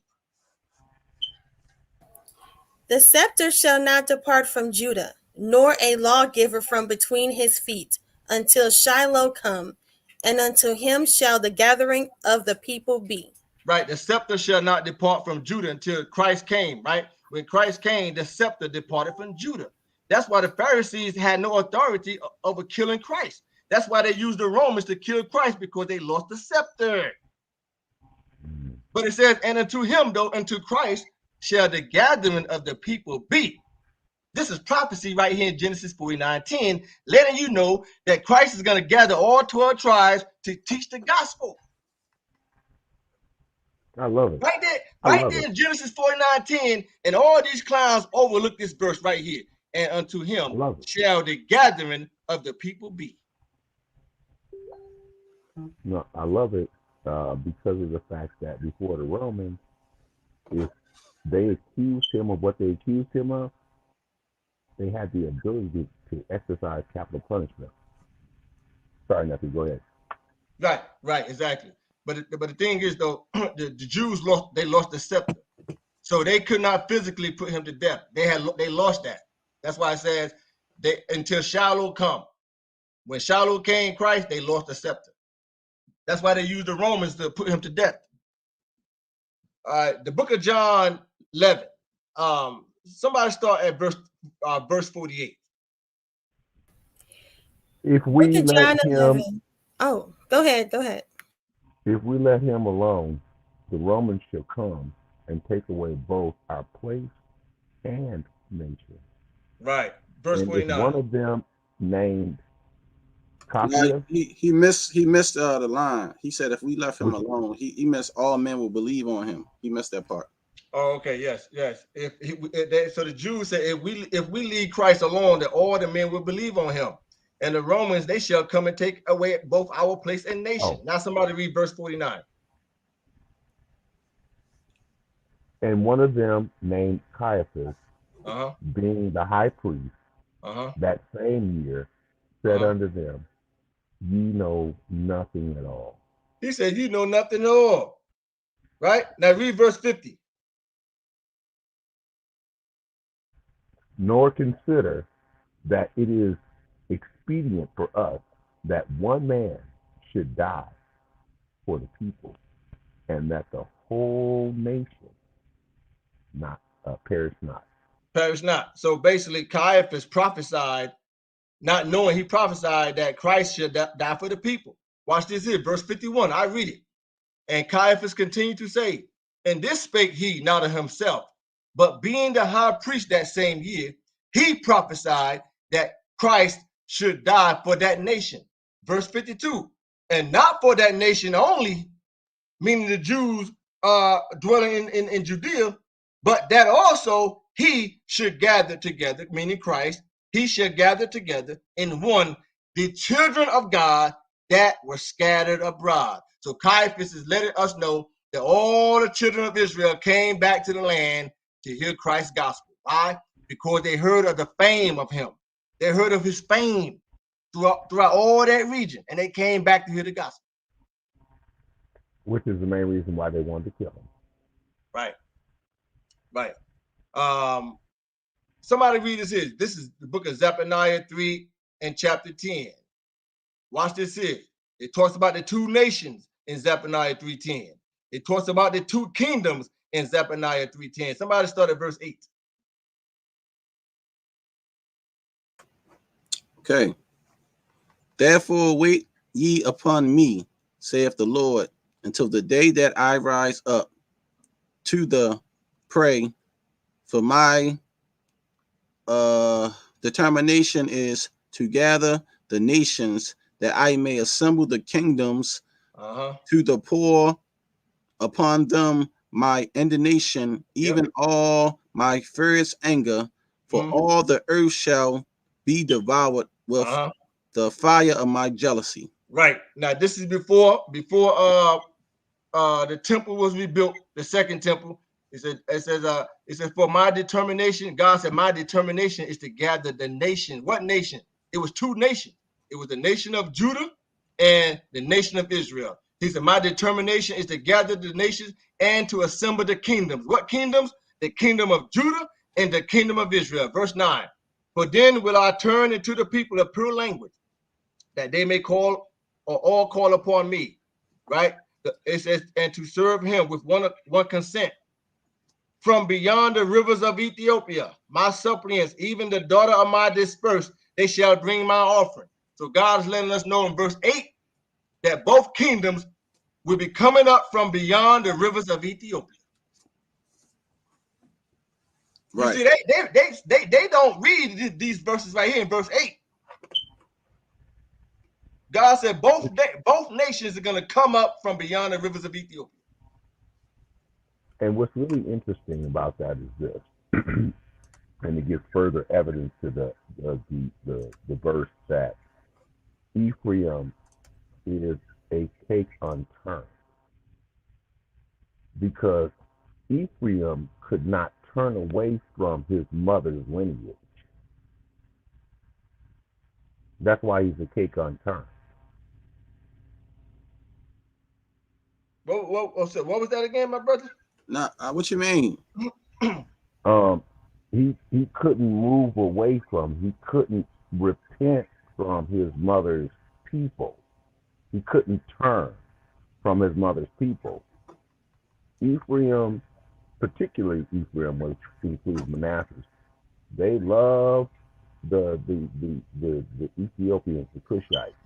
They couldn't get away from their mother's lineage, and that's why he's a cake unturned. And this verse just kind of just like leads right on that. Well, the Jews they went into Africa during the Assyrian captivity, but the Ephraim cake unturned. It also talks about them worshiping other gods. When you go read it. Mm-hmm. Right, that was about idol worship. Them not turning away from that idolatry. They say he was like a deceitful bow, meaning they've been their bows for lies. They were lies, and then they'll call on the Most High when they needed help. They was stuck in idol worship. So the Lord said he was doing it so much where he was burning out. So when it says he's a cake unturned, and then you go to verse 16, and they said and they returned, but not to the Most High. Meaning not to the Most High. Yep. Right. And then you go to Jeremiah. Say it again. Where they get it from? They got it from their mama. No. They got it from their mama. No, not the idolatry, because it wasn't just Ephraim. What you have to understand is that's not just talking about Ephraim. It's talking about all 10 tribes or the northern kingdom. I'm talking about Ephraim in specific because the verse addresses Ephraim in specific. Right, but what you understand is even before there was a move into the land. No, but what you have to understand is just because it says Ephraim, it sometimes it's also mentioning other tribes. It's speaking as Ephraim as a whole. Sometimes Ephraim. I understand that. Yeah, I understand. Right, but what I'm trying to tell you is right, because when you go to Jeremiah, I believe it's in Jeremiah where they say the Lord turned them again, and he said, "Save us, Lord, and turn us again." And then he turned Benjamin, Manasseh, and Ephraim. It turned all three of them. And see, and you gotta realize this: a lot of Ephraim broke out of Mizraim and went into Cush, and they love the Cushite women. Yeah, so that's where you get a lot of idolatry from, and that's why they wouldn't turn away from. No, brother, but when you read the book of Hosea, that's talking about the surrounding neighbors of the northern that was living near the northern kingdom. Right, because Ephraim went back in Assyria, and they said they still there until this day. So I think you're a little confused on that because all of them was turned. Manasseh, Benjamin, and Ephraim. And you have to remember, Benjamin is not northern kingdom. He's southern kingdom. And he was still turned. He needed to be turned too. You see what I'm saying?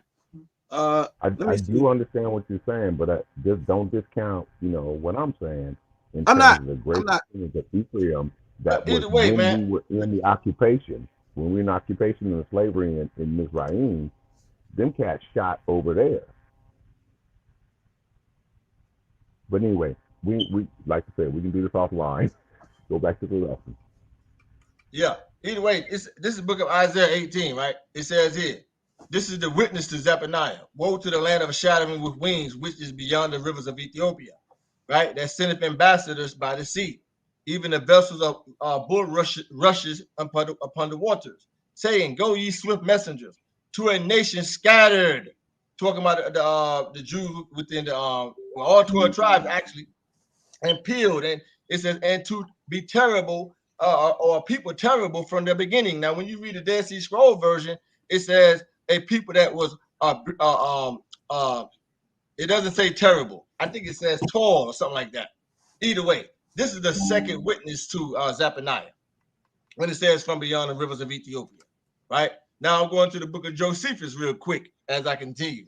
Let's go to the book of Josephus. Let's see what he says about the 10 tribes beyond the rivers of Ethiopia.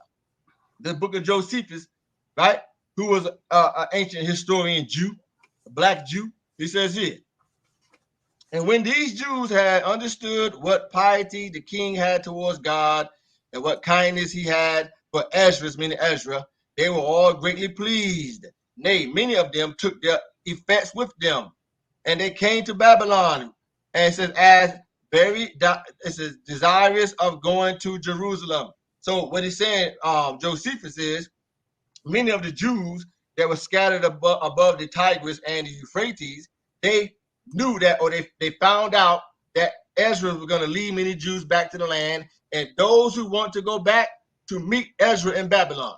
So that's what happened. But we know all the Jews didn't want to leave. Many of the Jews remain up above the Tigris and the Euphrates. Even today, you got black Jews scattered up there. I'm going to show everybody towards the end of the presentation. Maybe not tonight, though. Maybe not tonight. But here it is here. He says, but then the entire body of the people, they remain in that country. He says, wherefore there are it says, let me start. Wherefore there are but 2 tribes in Asia, meaning Asia Minor, and Europe, subject to the Romans. He says, while the 10 tribes are beyond the Euphrates till now, and are in an immense multitude, and not to be estimated by numbers. So he said that the 10 tribes were beyond the Euphrates. Just beyond the Euphrates, meaning south. So I have a question, Shawshan. What is south of the Euphrates? So of the Euphrates River? Yeah, what's south? Jerusalem is south. Yeah. And then you can continue more south. You go through Egypt and Africa. Africa, right. I'm going to prove it. Watch, Josephus is going to prove it. He's going to show everybody right here. So this is blown up one more time. It says here, he said, but the entire body of the people of Israel remain in that country. Wherefore, there are but 2 tribes in the Asia Minor and Europe, subject to the Romans, while the 10 tribes are beyond the Euphrates till now, in a great multitude. And the word beyond, it means south. But watch this here. When you go to the back of the index in the book of Josephus on page 912, let's see what it says. Hebrew, twice carried captives beyond the Euphrates. Then it says here, highlighted right here, of those Hebrews that came to offer their sacrifices from beyond the Euphrates. Look what it says here at the bottom. The 10 tribes, they live beyond the Euphrates and out of the bounds of the Roman Empire. So if the 10 tribes live beyond the Euphrates, out of the Roman Empire, let's look at the Roman Empire. This is the Roman Empire right here. This is the Euphrates up here near Mesopotamia. So if they beyond, they went south, and they don't live nowhere in the Roman Empire. They had to go into Africa. Why? Because Africa was not part of the Roman Empire. Only this part of Africa, like Northern Africa, like Mauritania, this part was part of the Roman Empire. But all this Africa called Libya was not part of the Roman Empire. So when it says, when you go back, Josephus said the 10 tribes were beyond the Euphrates, out of the Roman Empire, they went into Africa. Don't look like America to me. They went right into Africa. They went to what you call facts. Libya. Facts. Don't look like America to me. Don't look like America to me either. They went right to Africa. Right? They went to what we call Libya. The whole continent of Libya, Africa was called Libya, also known as what? Ethiopia. Even the country was known as Ethiopia too, but most of the country was known as Libya. Right? With that being said, now we know that the continent was known to be called Libya, and Josephus just proved that they went to Africa out of the Roman provinces. The book of Acts 2:10. Read this for me, Naphtali. It says Acts 2:10. Phrygia and Pamphylia in Egypt and in the parts of Libya about Cyrene and strangers of Rome, Jews and proselytes. Jews and proselytes. Now, this is when the Jews went up to the Pentecost, folks, from different parts of Africa, which was the African continent. This is when they went up to the Pentecost in the book of Acts. That's why it says here, many Jews came up from Phrygia, many Jews came from Pamphylia in Egypt, and it says in the parts of Libya. Parts of Libya mean parts of Africa. Just as God says in the book of Zephaniah, that his people is going to come up from beyond the rivers of Ethiopia. You saw 100, nephew? Because after Assyria, them 10 scribes, when they can get away, they got up out of Dodge. So you 100 on that. So watch this here. This is Sir William Breton, 1604 through 1661. Right? This is it says right here, and a commander of the parliamentary forces during the English Civil War. The English Civil War happened to visit a synagogue in Amsterdam, where he commented that the Jews were most black. Now let's go read and see what he says about the Jews that he saw in Amsterdam. But before we get there, though, hold on a second. Hold on for a quick second. I just thought something. Hold on for a quick second. Okay, you know what? I'm gonna skip King David. I go back to here. I go back. But let's see what he says first. Let's see what he say. Okay, this is the book right here. The Jews and blacks in the modern world, right? This is the guy right here I just read about. Now we're gonna see what he says about the Jews in Amsterdam. Yehuda, I'll be right back.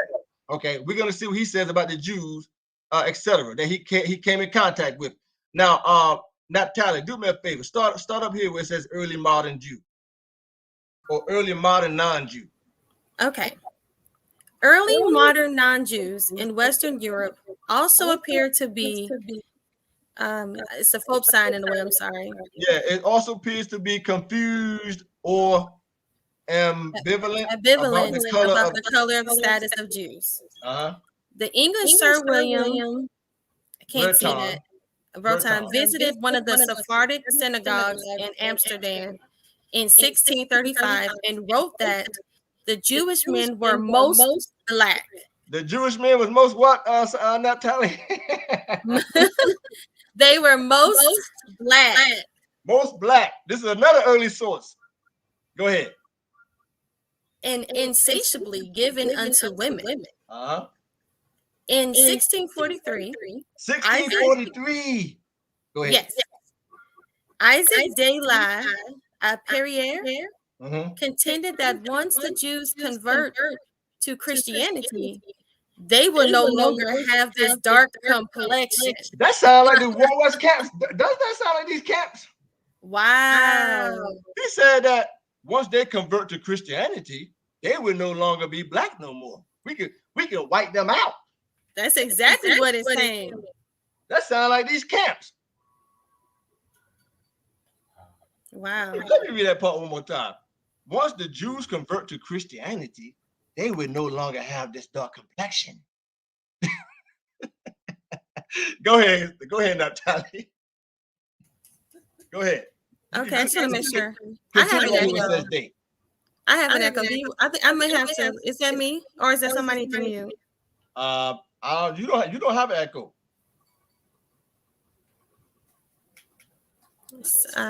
You don't have an echo. I don't hear no echo from you, Natalie.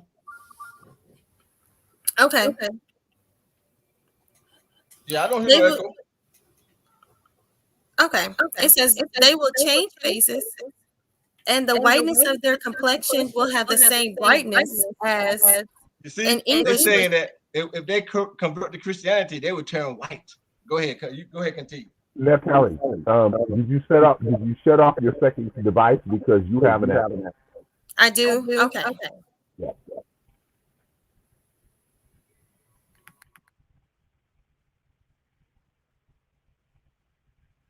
I read it.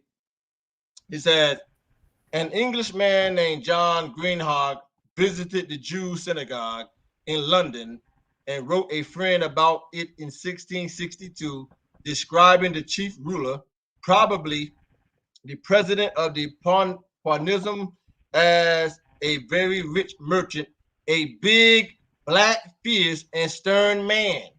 So he said that one of the Jews that they met in 1662, he was the chief ruler of the Jews. They said he was a rich merchant and a big, black, fierce, and stern man. You see that? At the letter's end, the Greenhawk reiterated with the ethnographic precision that the 100 or so Jews he saw at the synagogue are all generally black, so as they may be distinguished from Spaniards or native Greeks. For the Jews' hair has a deeper tincture of a more perfect raven black. You guys see that? He said that the Jews in the synagogue in Amsterdam, they was all black. He said one of the Jews who was a chief of the Jews was a big black Jew. He says right here, a big black fierce and stern man. Okay, they were very. It says right here, they were all very black men. You see that? And distinct in their reasoning as gypsies. See, even the gypsies, the white gypsies, stole their identities. The original, he's letting everybody know right here that the original gypsies were black.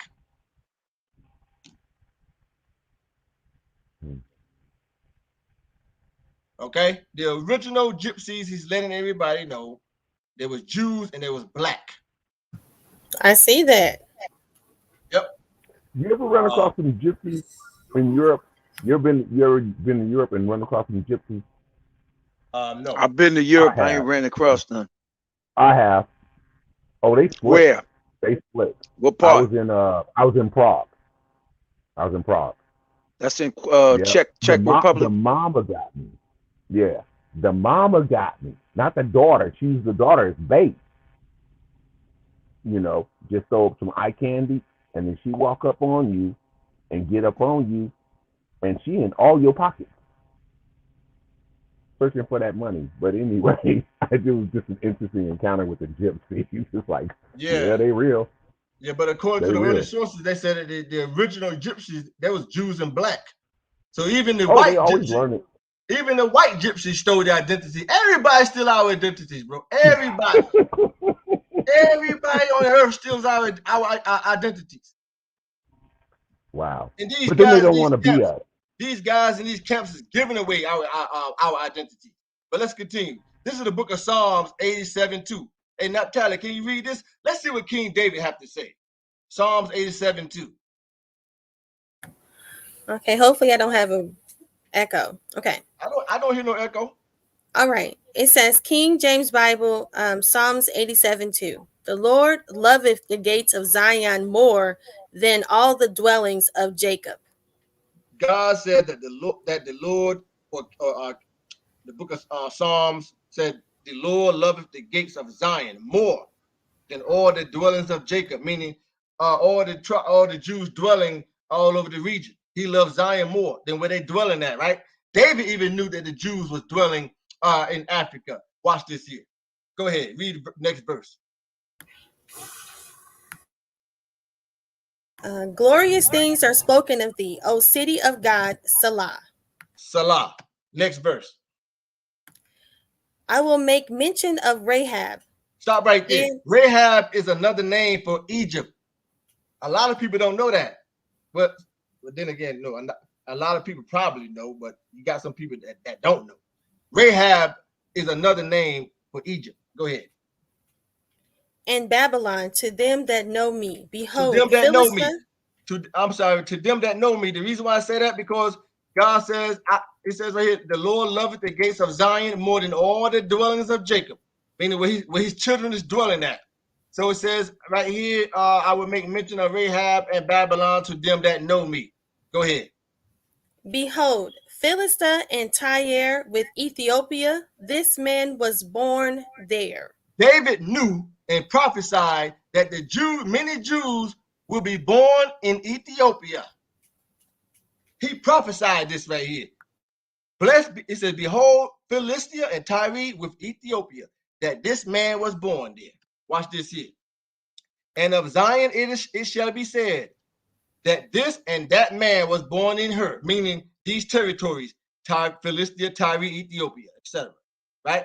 It said this and that man was born in her, and the highest himself he shall establish her. Read this here, verse 6. And the Lord shall count when he writeth up the people, that this man was born there, Salah. The Lord shall count when he write up the people that were scattered also in Ethiopia. So even King David knew that the Jews would be dwelling in Ethiopia. He prophesied. He prophesied. And what was Africa known at one particular time? Ethiopia. That's why you had the Ethiopian Ocean, which today is known as the Atlantic Ocean. So this is an old map. It used to be called the Ethiopian or the Ethiopic Ocean. Even Africa was known in ancient times to be Ethiopia. As you see here, this is an old map right here also. Ethiopia, see? Lower Ethiopia and Upper Ethiopia. See that? This is a close-up right here. Lower Ethiopia and Upper Ethiopia. Okay, so when David says that the Lord's going to gather his people from Ethiopia, that many men or many people of Israel will be born in Ethiopia, David was talking about Africa. Okay? Now you're looking at another old map. You see this right here, Natalie? See these dots going around Africa?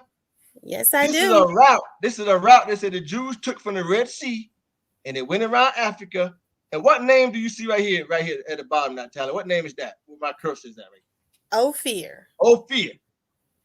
When Solomon sent his men to get gold, they went right down to Africa. Ophir. Oh my gosh, where is this at? Because I need this, because I was going to speak on how Ophir is the son of was it Joktan, who is Shem? Uh-huh. Yeah. So that's where that comes from.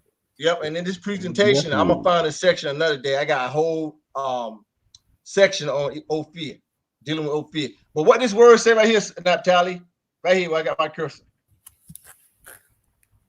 Hebrews. Or Hebrews. Yeah, right. See, this is where they traveled. They went from the Red Sea, they went all the way around here, they went all the way up here, etc. And you see right here, Ophir. Right? Another source right here, the Jews and blacks in the modern world. Oh no, we just did that. Let's continue. I want to cover Claudius Ptolemy real quick. You guys know Claudius Ptolemy? Yes. Ptolemy, isn't that Egypt? That's the guy. Ptolemy, that's the Greek. Yeah, he drew the maps. He was one of the first to draw maps of Africa. He was one of the first, right? Ptolemy, see, known as Ptolemy, was an astronomer and mathematician, etc., and a geographer of Greek descent who lived and worked in the Egyptian city of Alexandria. Okay, So he drew maps. He was one of the first to draw maps of Africa. So when you go inside his book right here, look how old this book is right here. When you go inside on page 177, he let us know that Osiris is in West Africa. See, Osiris, West Africa. He let us know Osiris in West Africa. Even not only that, but you got an Osiris River. See right here? This is Osiris River that flows into the Mediterranean Sea. I wonder what book do they have to show Osiris in America? Thank you. None. So even not only did Ptolemy say that Osiris was located in Africa, he also said that Osiris, they had a river named Osiris that flows right into the Mediterranean Sea, right here with my cursor. That's the Osiris River right here. See, Yehuda, they talking about why don't we stay in the Bible? But the thing is that we can go into the Bible and into archaeology and into history. So exactly. We can do all three. Yep, exactly. And it says here, Africa also had a river named the Osiris River. And this is located near northern West Africa right here. Okay, see, this is a close-up. See, the Osiris River right here. Excuse me. Right? Right. Now watch this here. Then dwelt, this is for 2nd Ezra 13:46. Then dwelt they there until the latter time. And now when they shall begin to come, the highest shall stay the springs again. Right? He's gonna hold back the streams again that they may go through safely. Okay, therefore sought thou the multitude with peace. This is the multitude that returned to hear Christ's gospel. All you have to do is go to 2nd Ezra 13th chapter and start at verse 1. Start at verse 1 and read all the way to verse 47, 45, 48, and you would get the correct context of what's going on. All 12 tribes or the 10 tribes, they went back to the land to hear Christ's gospel. 2nd Ezra 13th chapter is all about Christ and the 10 tribes. It's not talking about no Mexican and Hispanics taking no ships. The book of Baruch. Let's go inside the book of Baruch. The Baruch chapter 5, verse 5. Natalie, read this for me real fast. Of course. It says, Arise, O Jerusalem, and stand on high, and look about towards the east, and behold, thy children gathered from the west unto the east by the word of the Holy One, rejoicing in the remembrance of God. Of God. I'm almost done too. I got much more, but I'm going to close it up because it's getting late. Matter of fact, I'll do this part and we'll close it. We'll cover a lot more stuff later. So it says, Arise, O Jerusalem, and stand on high, and look about towards the east, and behold, thy children gathered from the west unto the east. Right? So he's saying that many of the Jews were dwelling in the land. He's telling them to look about towards the east. But watch this here. Look at this map right here. Where's Babylon located? Right over here, right? In Persia, right over here. Yep. This is Israel and Jerusalem right over here.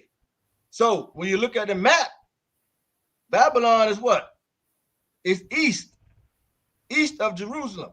The Euphrates and the Tigris, right? And ancient Assyria is what? Northeast of Israel. Right? That's right. Northeast. That's right. Babylon is east. Watch this here. Verse 6. For they departed from thee on foot. They was carried away captivity on foot. So when the Assyrians came down and took the 10 tribes and the tribe of Benjamin, because we proved that the tribe of Benjamin and Levi was taken with the 10 tribes. We proved it. So when they took them into captivity, they led them away on foot. Did they take them to Africa, Naphtali? They took them into Africa. No, I'm saying when the Assyrians took them to captivity, did they take them to Africa or did they take them up here? They took them up there. Them up here. Mm-hmm. But they led them away. It says they led them away on foot. That's right. Watch this. For they departed from thee on foot, and they were led away of their enemies. So they took them to captivity from here, and they took them on foot, and they walked them up, and they placed them above the Euphrates and Tigris in captivity. So it says they departed from thee on foot, and were led away captive of their enemies. It says, but God bringeth them into thee exalted with glory. He bringing them back as the children of the kingdom of God. But watch this here. If he's going to bring them back, I'm going to go back. Hold on a second. if he's gonna bring them back, and it says in verse 5, it says, "Arise, O Jerusalem, and stand on high, and look towards the west, towards the east, and behold, thy children gather from the west." Let's go to the map. If they're coming from the west, they can't be coming from this the east. They got to be coming from Africa. So it says they led them to captivity on foot, but they returning from Africa. How could they be led into captivity on foot, but return from the west in Africa? Because these are the 10 tribes that escaped the Assyrian captivity, and they went into Africa. These are the tribes that returning, as mentioned in 2nd Ezra, the 13th chapter. But it says in verse 47, "The highest shall stay the springs again, so that they can return peacefully." So that's what it's talking about in Baruch. It was led away captive on foot, but they returned from the west. Because they escaped the Assyrian captivity, they went right into Africa, and they returned from Africa. Where's Shashem at? And Qanath, they got lost. They got lost. What is that? Somebody I think so. We got to end this thing. So. In fact, let me call her real quick. You got their phone number? Oh, there goes Shashem. I was doing something. Okay, yeah, I think I'm gonna end it for the night, man. We got a lot more to cover, but I think that's enough for the people tonight. It's getting late.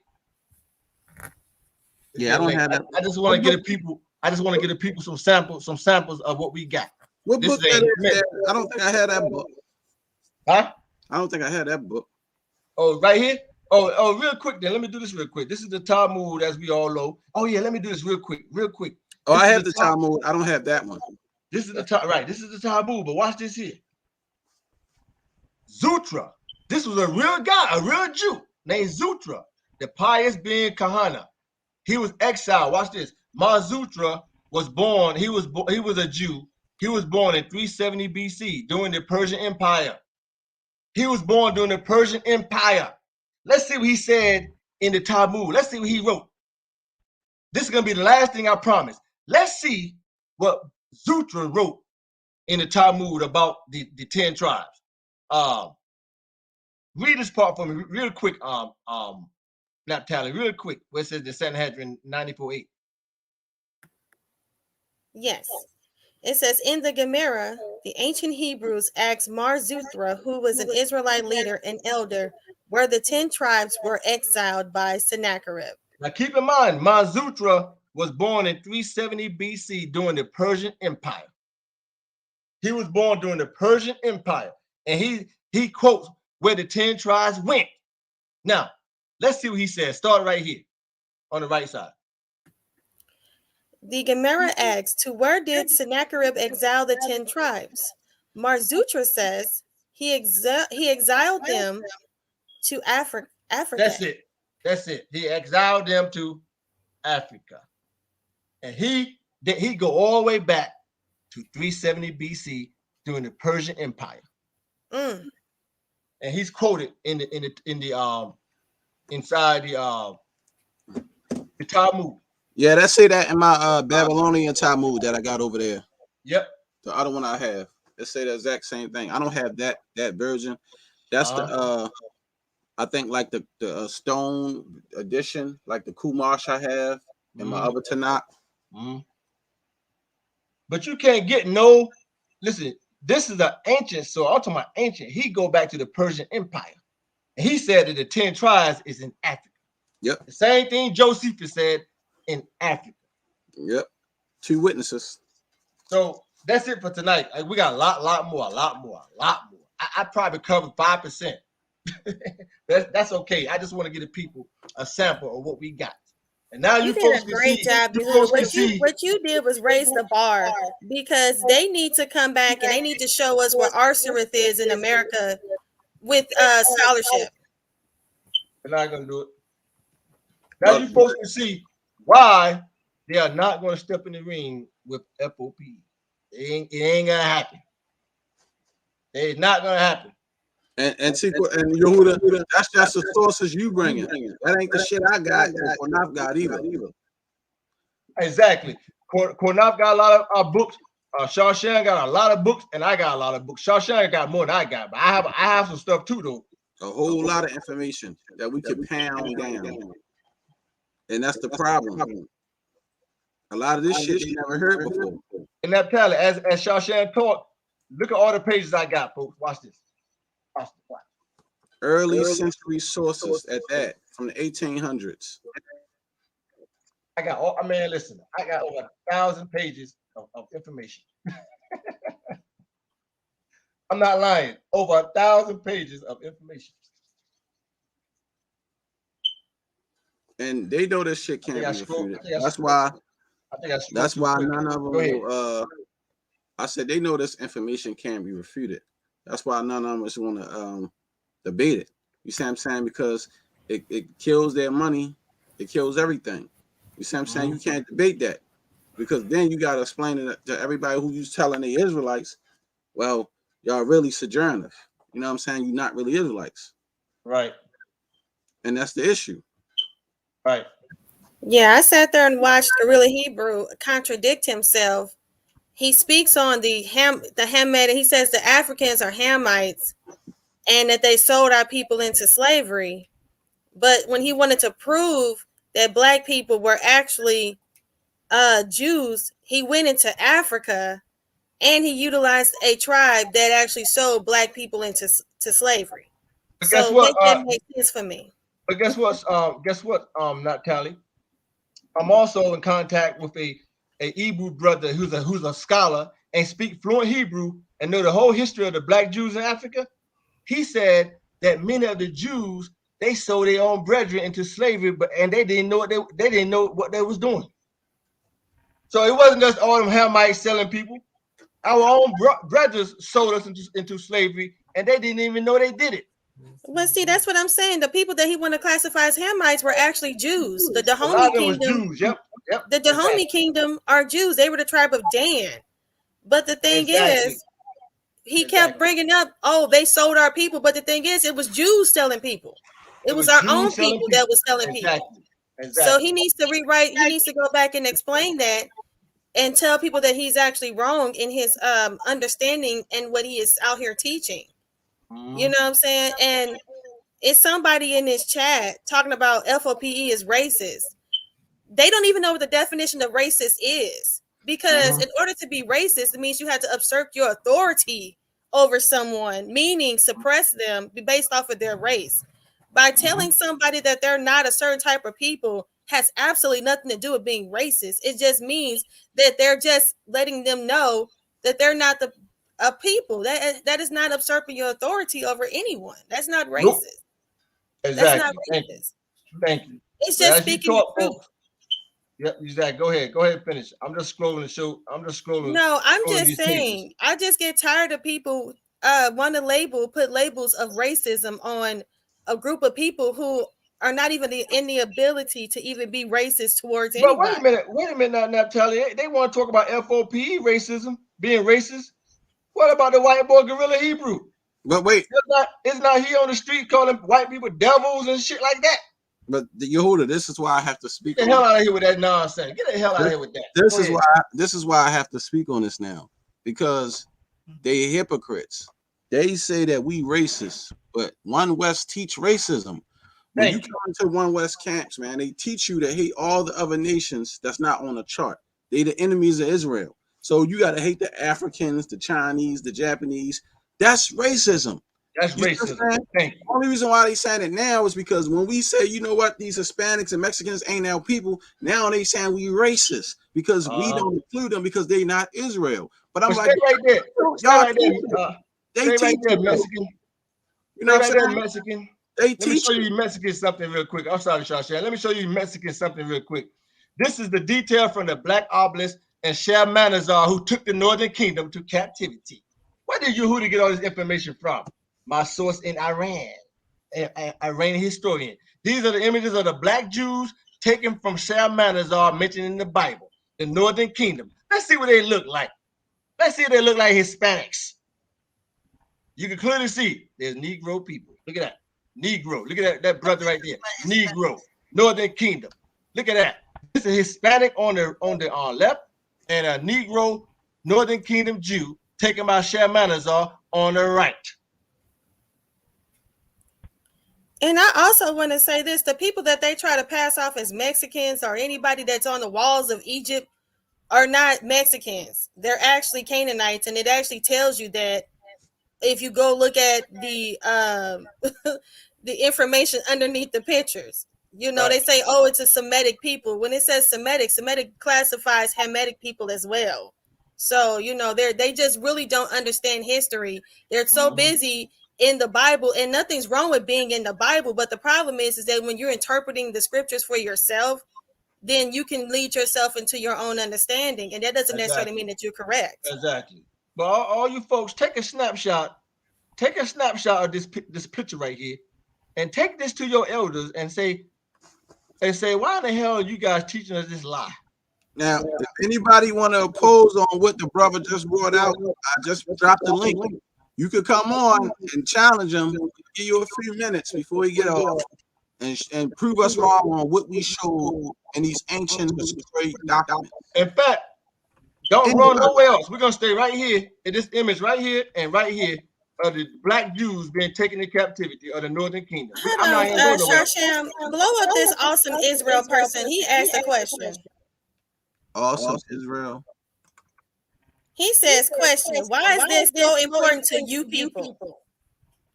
You don't even know if you're going to make it in the kingdom that you worried about someone else. Wow. First of all, we're worried about our tribes. You're not giving away gates. One West is giving away other people's gates, saying that they somebody they're not.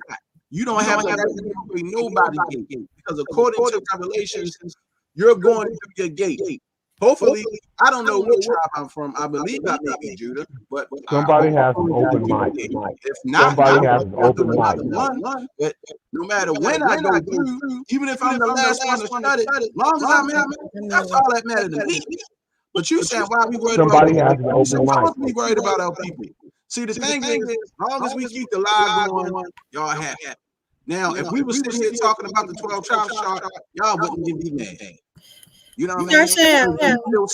Sharsham, I'm sorry, but I think Yehuda has two open, and that's causing us. Everybody's echoing. He has two open. Oh, Yehuda. Huh? Oh, you do. You don't hit twice. So now you cool, Sharsham. You cool. Now go back and say what you were saying, Sharsham. It was echoing really bad. Yehuda, you still there? Hold on. You hear me? Yehuda, you still there? Yeah, you hear me? Yeah, I don't know why you twice in the chat. I'm about to kick one of these things out. Yeah, take one of me out of there. All right, so this is what I'm saying. We worried about our people because One West been giving away other people gate. The 12 tribes of Israel is going through 12 gates. Even Dan got a gate. Okay? Ephraim and Manasseh going through the gate of Joseph because they won. You feel me? So hopefully, I believe I may be from the tribe of Judah, but I don't really know what tribe I'm from. But if I am from Judah, hopefully I'll be going through that gate. What I'm saying is nobody has the right to give somebody gate away, okay? Nobody has the right to give somebody gate away. So when you're saying you people, yeah, you people meaning my people, not you people or you other people who sojourning with us because you're not going through the gate.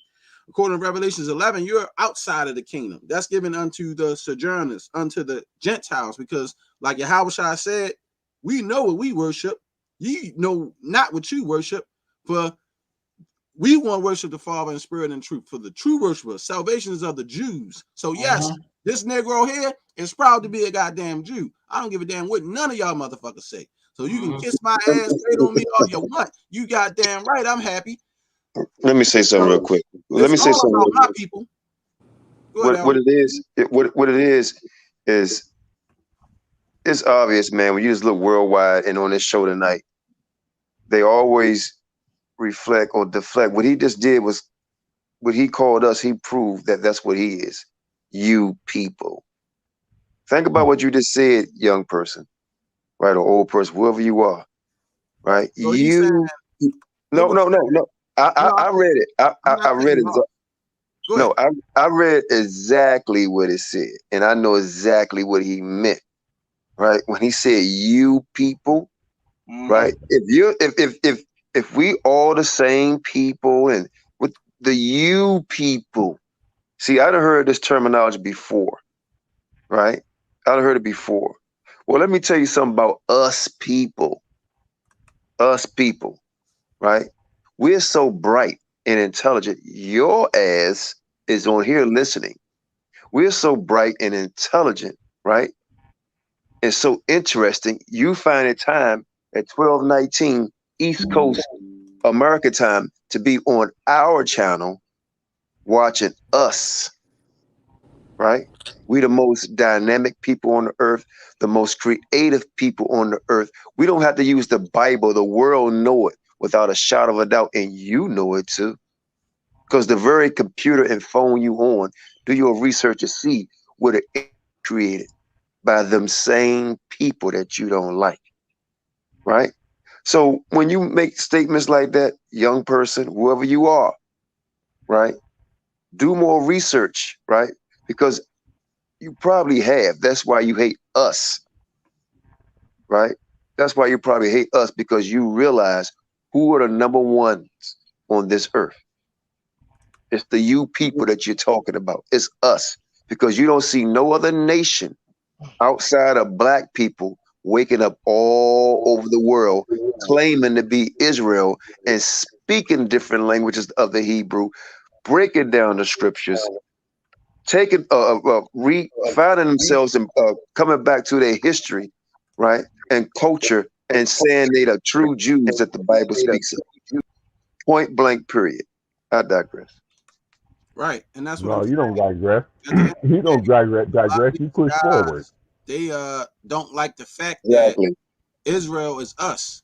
So, like I said, I ain't giving up my crown for none of you clowns. You don't get in, or you not Israelite. That's your fault. You wasn't chosen. You think I care? Long as I'm in, you feel me? My people suffered long enough. Y'all ain't go through the shit we went through. The Lord said, ain't nobody on this earth went through anything like Israel did. So at the end of the day, people, I ain't got nothing against none of y'all. But as far as y'all keep coming over here, you trying to claim people, tribes, and heritage and all, man, the hell with you people. You Manzas, you mixed breeds or whatever. I don't give a shit about none of y'all people. I don't give a damn. You can keep teaching your lies. Like I said, the Lord already said it. Y'all got a little short season. But once it's over for y'all. You're finished. So you can play all your games, make all your money you want, live your best life on earth. Go ahead. Because when the kingdom come, it's our turn. And you're going to really see what royalty look like. You're going to really see what riches look like.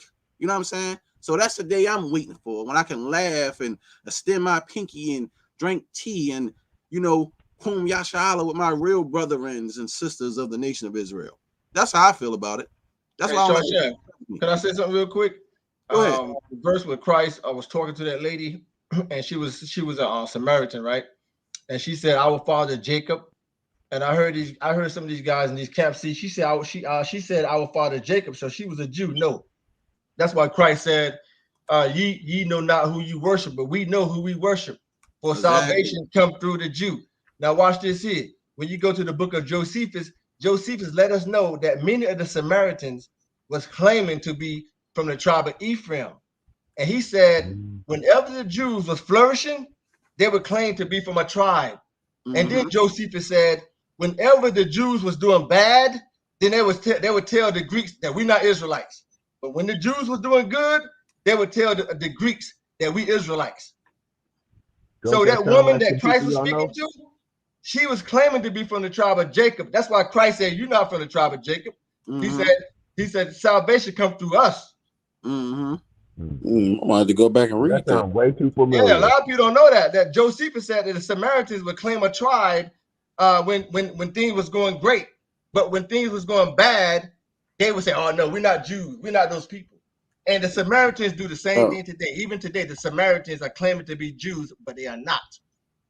You know that's why we're not going to get no reparations in this land. One, because this is supposed to mimic Egypt, so we're getting ours on the way out. But doesn't that sound familiar? Like everybody else? Oh, you want to be people of color. You want to be minorities. You want to get all of the stuff that was supposed to be given to us that we deserve. But now you munching up on it.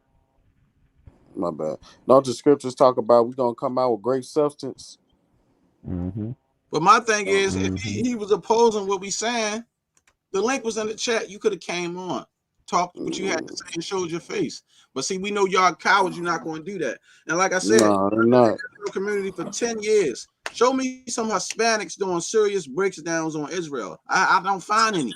I don't see y'all. Y'all out here battling on the front line is always Negroes. When it comes to this whole Northern Kingdom and Southern Kingdom thing, and is y'all 9 tribes, is y'all the Northern Kingdom, or is they Negroes? It's always a Negroes and Negroes going against Negroes. It ain't us going against y'all. Y'all ain't bringing out shit. It's been over 2 years. You still ain't bringing out shit. You ain't debunked shit. So we know y'all not people because it wouldn't have took that long. All them artifacts you got in Puerto Rico, the stones from North, South, Central America, none of that shit don't even matter. Because if it was true, why y'all should have brought that shit out by now. But y'all know why I did it? Because y'all know we was going to debunk it. Because like we told y'all, the Northern Kingdom was speaking Aramaic, the sister language. Why isn't any Aramaic writings from Canada to North America all the way down to South America? They ain't dropped the whole language like that. So you gonna tell me you don't find no Aramaic writing from after Assyrian captivity when they wrote the New Testament in Aramaic? You don't find none of that from Indo-Americas. Where you said the 10 tribes came from Canada. Biggest Canada is from North America. Biggest North America is to South America. Biggest South America is no fucking Aramaic. Stop it, man, with the bullshit. Stop but you find Paleo, Hebrew, all down there in Mexico. Y'all niggas full of shit. Right. They full of shit like a motherfucker. Not the people. They full of shit like a motherfucker. They full of because here's the deal. You can go to the west coast of Africa and you got goddamn tribes that got Aramaic Tanakhs burnt in fucking stone. And so they can't change. I'm glad you said that. I'm glad you said that, Shasha. I'm gonna show you guys something else. Hold on. Go ahead and talk. Oh no, like you saying that fake ass Los Lunar Stone they got up there talking about this. They got Greek influence on it. I got the article on that. But Shasham, wait a minute, I'm about to show you guys something. Okay, Shasham, you know what they gonna do? All they gonna do is they'll call themselves refuting it and break it down, put that shit on the Patreon, make niggas buy it. That's what they gonna do. Like the cockroach shit. A bunch of they gonna make niggas buy. Got to pay what $20 to buy it. Because when you bring these kind of questions out, it's common sense and make niggas look stupid. Then it makes you sit there and you gotta think. But in their mind, see, this is the thing about One West. They got all these people thinking they're gonna have these slaves in the kingdom and they're gonna be ruling on top of these people. These heathens thinking they're gonna be having all these black women. And then when reality set, nigga, they realizing like, so you telling me I'm gonna be a servant? Yes, motherfucker. You ain't the chosen. Your destiny is to be a servant. That's what you are. That's why them niggas can't take it. It's like, oh, I want to kill myself now. Pow. Because you've been on the streets preaching you the devil and you're a Gentile, and motherfucker, you going right along with them. You going hand in hand with the same people you condemning and talking shit with. Your ass gonna be right out there with them. All your manses, mixed breeds, all of y'all. Hey, all y'all gonna be right the fuck together. And the cotton and all types of shit. Hey, Shashem, let's kill that lie real quick. Somebody read this right here. But just hold on a second, Yehuda, because I just want to say this too. I just want to say this real quick. Like what Sharshan was saying, these people are playing a game on us, and they're using our kindness as a weakness. How and why? Let me explain that. When you look at the indigenous people population or Native American population, it is very small. So we know that the race of Native Americans is people aren't checking that box, right? They're not checking Native American. What are they checking? They're checking Caucasian, because Hispanic, Latino is not a race. So they have to check a race. And the thing is we know they're not checking black. And what they're checking the Caucasian race because they're Caucasians. But they want to tell us, oh, well, I'm Puerto Rican. They use their countries as a guise to tell us try to fool us as to what they denote themselves to be. But the truth is that when they go in to fill out a job application, or when they go in to fill out any form of legal form or document, they're going to check that Caucasian box, because we know that the Hispanic population is a very large population. However, when you look at the Native American race, that is only like less than 5% or 3 or 12 or whatever. But when you look at the Caucasian race and you see the word Caucasian, white, Hispanic, that's what they're clicking. And that's what they're checking. But see, they try to play us, and we're not paying for it anymore, because we know that ethnicity and race and culture are 3 different things. And we're not fooled no more. We're not going to play that. Yep. Hey, I knew somebody that follow up. Listen, I knew somebody that worked at I knew somebody that worked at the Social Security office, and you're 100% correct. They check European. They check white. Now let me follow up with this, and y'all can check this with yourself. You look at they say they native. I had a sister, an older sister, who has a channel. Her channel is over 100,000 people. But this is what she said, and I was like, damn. Check the number, the last number in your Social Security card. If your number is odd, 9 times out of 10, you're black. Y'all can answer that for yourselves, because you know what the last number in your Social Security digit is. Well, I was wondering how the hell these people know. How the hell do these people know how to exclude us systematically? So if your number is an odd number, the last number in your Social Security card, then you know what I'm saying is real. Hey, I want to attest to something what Neftali just said.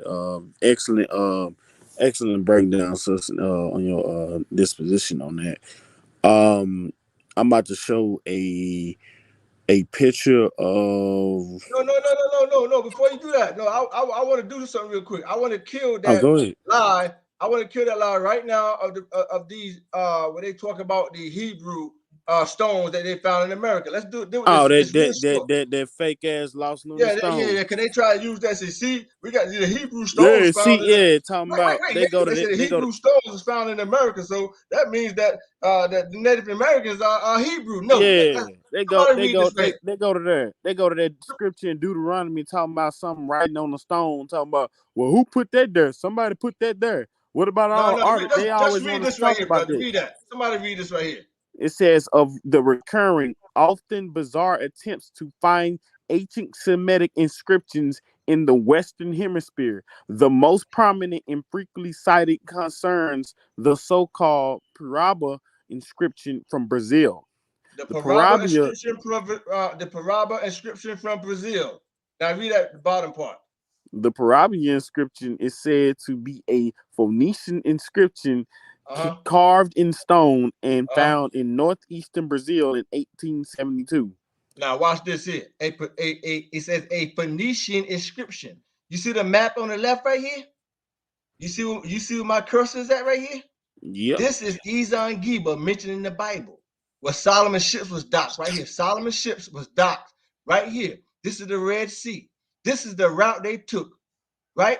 The Phoenicians took when they came to the Americas. Right, but watch this, folks. When the Phoenicians came to the Americas, guess what the Jews was doing? All the men of Israel was doing. They had to do. They were all required to do. They had to help build Solomon's temple. Right. So when the Phoenicians came over, guess what all the men of Israel was doing? They was helping building the temple. So no Israelites came over with them. Now watch this here. So this is the route they took, right? But watch this. Let's go to the next page.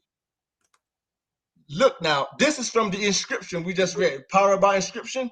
This is what they wrote right here, the Phoenicians. Somebody read that from the top. It says, we are Sidonian Canaanites from the city of Mercantile. What is that? Mercantile King. We were cast up on this distant shore, a land of mountains. We sacrificed a youth to the celestial gods and goddesses in the 19th year of our mighty King Hiram. Stop. Embarked. In the 19th. Stop. Slow down a little bit, brother. in the 19th year of our mighty King Hiram. Who was King Hiram, folks? King David Hiram. Friend. Let me finish, brother. Exactly. He was the king. He was the king that Solomon was helping build a temple. He was David's friend and Solomon's friend. Mm-hmm.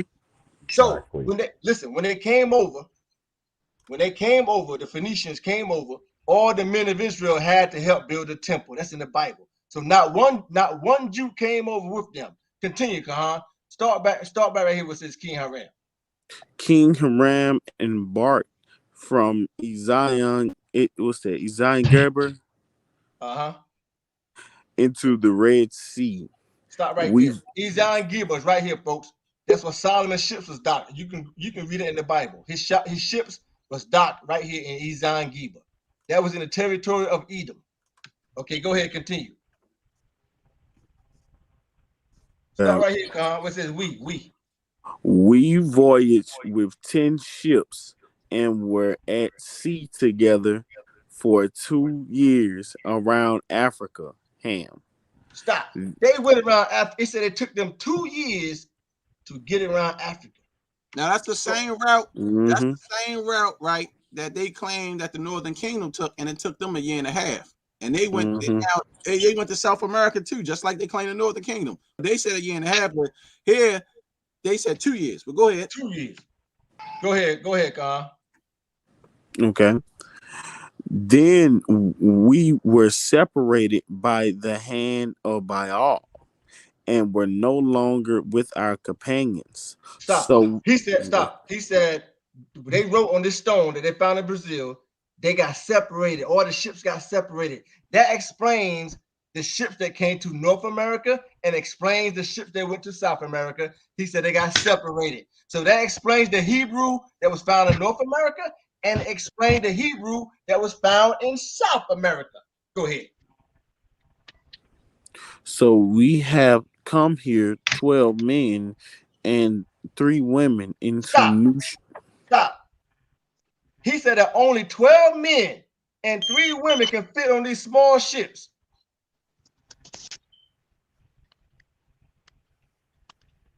Only 12 men and 3 women can fit on these small vessels. Go ahead, Kahan. 12 men and 3 women into New Shore.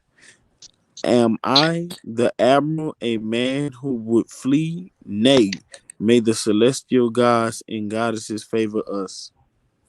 So that kills that lie that the 10 tribes came over. That kills that lie that the Hebrew that they found in North and South America was the Native American that killed that lie. That was the Phoenician Hebrew. And they said they came over here, and they came over here during the time of King Hiram. And during the time of King Hiram, the Jews, all the men of Israel, they had to help build the temple. They could not leave. They all had to work on the temple. And like I said, when you take the whole 12 tribe chart, it goes against the prophecy right here in Deuteronomy 4:7, and it says, "And the Lord shall scatter you amongst the nations, and ye shall be left few in numbers amongst the heathen, wherever the Lord shall lead you." So if these are people, we're not few in number when we combine with Mexicans, Hispanics, and all these people. We're a very large number of people because it's a whole heap of them people. It's how many goddamn Mexicans take up half of California, man. Hold on, let me share my screen, Sharshan, so I can show you how many Mexicans it is. Let me share my screen. Go ahead, because I'm done anyway. I'm done. Yep. Matter of fact, let me unshare my screen real quick. Okay. I'm done, Naphtali. Yep. Mexicans take up can you half. You guys see my screen? No, need to. We can't. Half of the West Coast. Can you see it right now? Now we see new screen. We see new screen. Okay.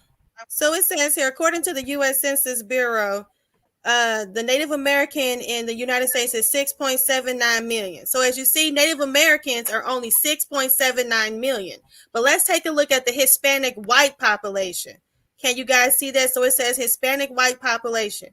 It says as of 2020, 62 million of 18.7% of residents of the United States of America identified as Latino, which 12.5 or 20.3 self-identified as white. No, alone. No, and as of 2019, 38.3 million Latinos self-identified as white. So about 40 million of Latinos self-identified as white. Now, we don't see it on the screen. We see just saying a Native American population is still stuck there. We didn't see it. Well, you know what? You might have didn't scroll. That's all. I'm just telling you. You might have. No, I want to fix that because I want people to see that. I don't want people to think I'm just making it up. So let me let me fix that. Let me fix that. It's stuck on the Native Americans. Okay, let me fix that. Here it is. I got it right here. Do you see this one now? The Hispanic white population? Hold on. Let me put it back up. Yes. So it says this is just a quick Google. Hispanic white population. So it says as of 2020, 62 million or 18.7% of residents of the United States of America identify as Latino, of which 12.5 million. So this is telling you 12.5 self-identified as white alone. Down from 2019 American Community Survey when 38.3 million, 65.5% of Latinos self-identified as white. So right here, it letting you know that 38.3 million Latinos self-identified as white. In 2020, 20.3% self-identified as white alone. So it's letting you know that the Latinos and these Hispanics are telling you that they're white. And they outnumber us. And like I said, outnumber us. If you put them together with us, what about can you look up the so-called African American census and see how many of us here?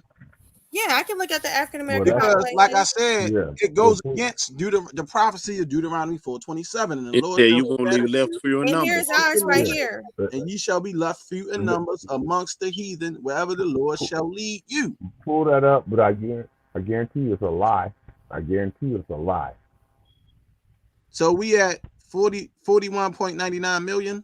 That's what it says according to 2019 when you Google it. And you know they always keep us at about 13% anyway. Oh, here it is. It says 12.6, but that's 2010. They're lying. They're lying. Okay. Yeah, you know that's not true. I don't believe that, but yeah. Now, if you combine that with that Hispanic population, what is that, like 120 million of us over here? It's saying that we're 41 million here in the United States. Right. Now, what about the Hispanics? Hispanic population? Right. I'm saying include them in the North, South, and Central America. What I mean, they're gonna take a majority South up. America. Include the South Americans then, would it? Their numbers with ours. That'd be like 120 million of us, right? That would be so-called Israelites if the chart was accurate, right? That's just giving us 62 million in the United States, but let me just Google how many it is in South America. All right, so you got 62 million Hispanics in the United States, 41 so-called African Americans in the United States. What's that? 103 million of us that's supposed to be Israelites according to the chart. Now you cling on to South America. What's the numbers of that? So right now we at 103 million, y'all. Somebody type the numbers in, please. 103 million of us right now that's so-called Israelites according, if we go off the chart standard. Someone type that in the chat. 103 million. And then we're going to add the South American so-called Latinos who they claim that's Israelites in South America. How many numbers they got down there? What did it say? 680 million? That's 680 million just in South America? Well, in Latin America. So 600. I don't know if that's including blacks, though. In that, though. I mean, well, listen. Look at the Shaw. You got to add up Central America and South America, both of them. We just did that. Okay. And, we had 101 million. We had 101 million right now. If we adding them, 103 million. If we add them with us right now, that's from the United States. That's with Negroes in North America and with Hispanics in North America. We had 103 million Israelites. That's not few and fucking number amongst the heathen. Now she's saying if it's 680 million in Latin America, you add 680 million to 103 million. That's 783 million Israelites. Get the fuck out of here, man. That don't fit. 4 and 27. But look at this chart, though, guys. Look at these are the people that they got on the chart, right? Look at this graph, and if you look at this graph, it's telling you these people that they have on this 12 tribes chart. Their majority of them are white. Look at this. Argentina is 85%, Brazil 47%, Chile is 53% white. And look at that. Look at the population of blacks over here. It's like zero, except in Haiti. Exactly. Sis, hey, now my thing is how do we dwindle the numbers down? Because now they got the thing. Well, you can't go off of looks saying that you're an Israelite or not, right? Right. So okay. So if we going off of that shit, you feel me? And then you got some of these people look like straight, Peckerwoods. Come on, man, cut it out. And then how can we say we few in numbers if you got a fleet of people? Like when you look at the IUIC marches, I see a bunch of niggas out there marching. That's it. When they going down the street, that ain't no bunch of no army of Hispanic. And that's what I wanted to know. That's what I wanted to say. Like, well, you got a whole campsite here, man, with about they 99.9% Negro, almost 9% Negro, and you got the a few heathens in amongst the congregation that you saying who, like I thought, what's going on?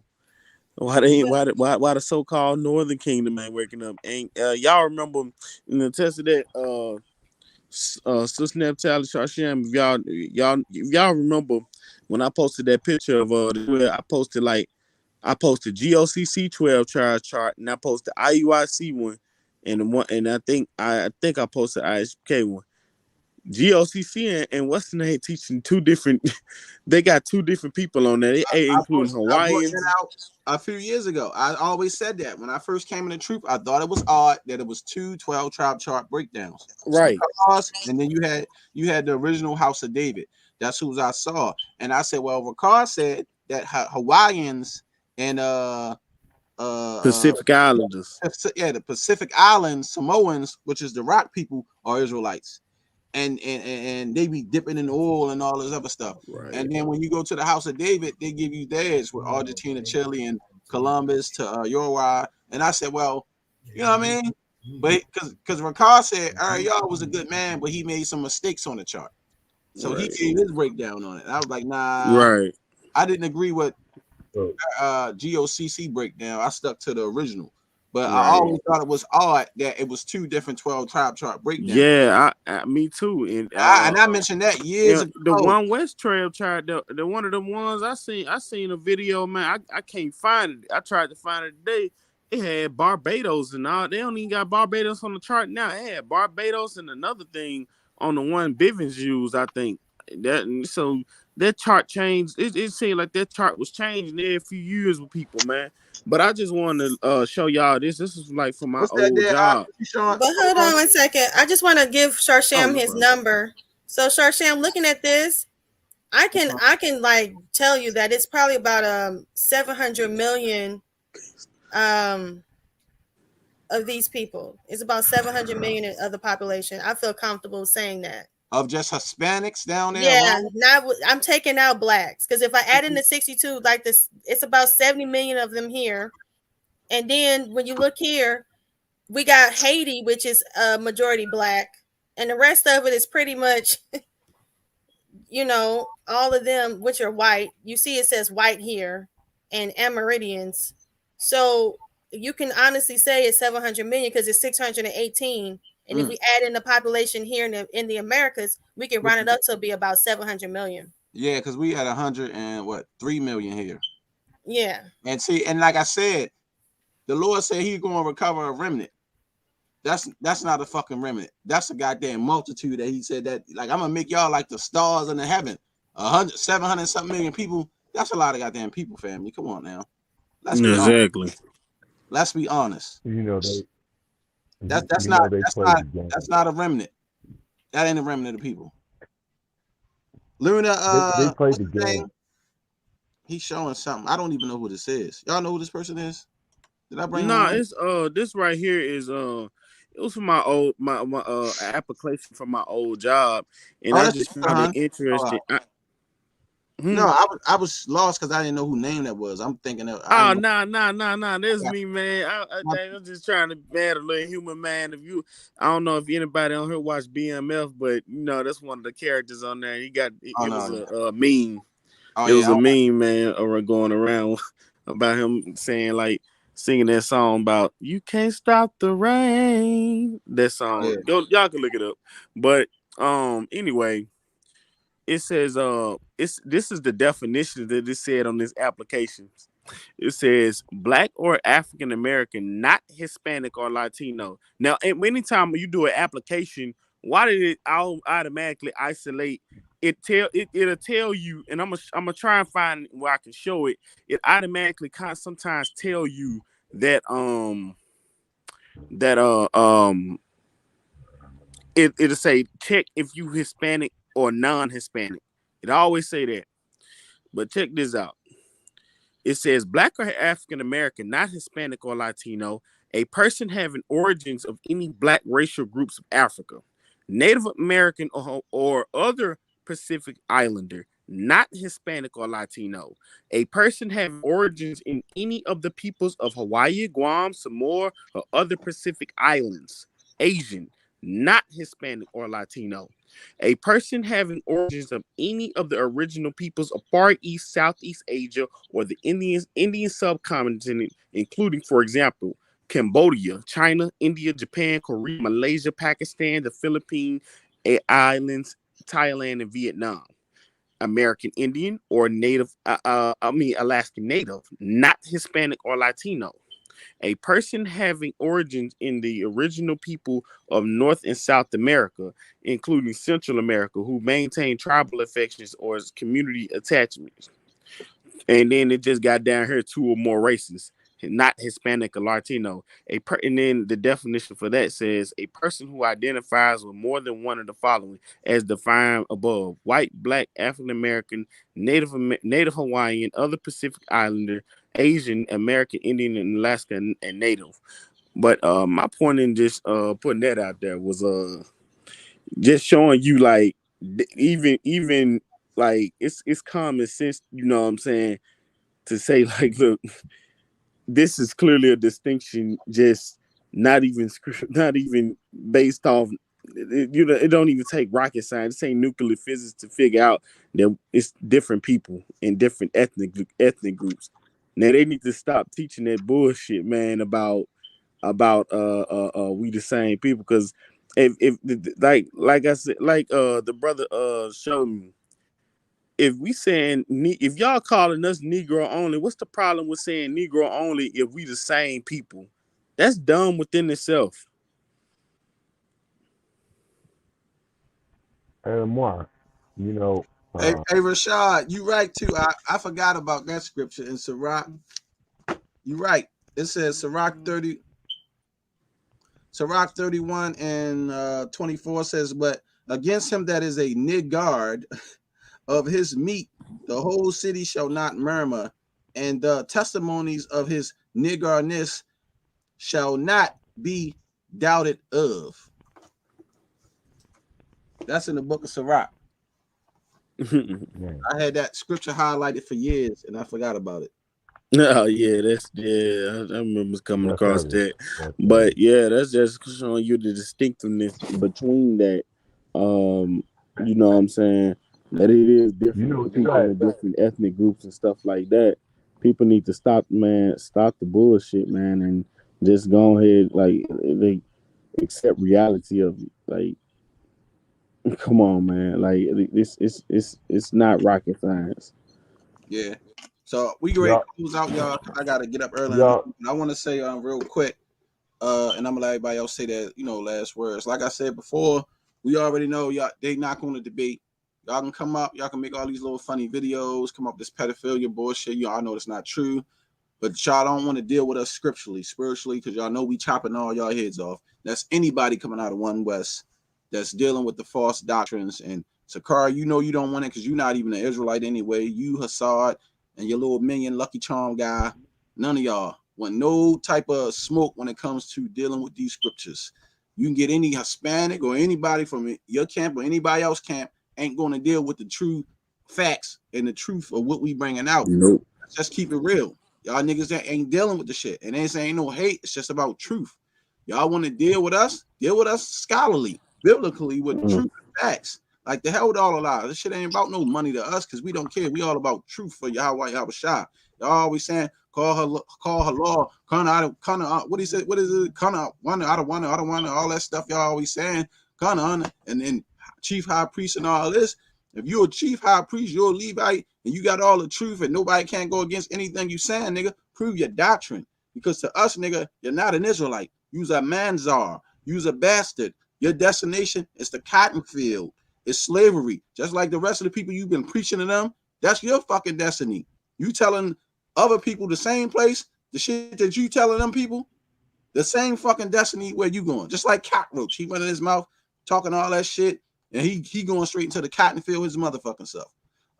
Exactly. And I want to address something real quick. Oh, the Lord. I seen something where they do Hassad gonna post talking about where in the Bible. I think he's supposed to talk about where in the Bible tell you to call police on other Israelites, man. That's how you know they was hurt, man. They was hurt. They had to go back, make that video, and then go and break up other stuff. First off, when you read the Acts, they was against the Jews.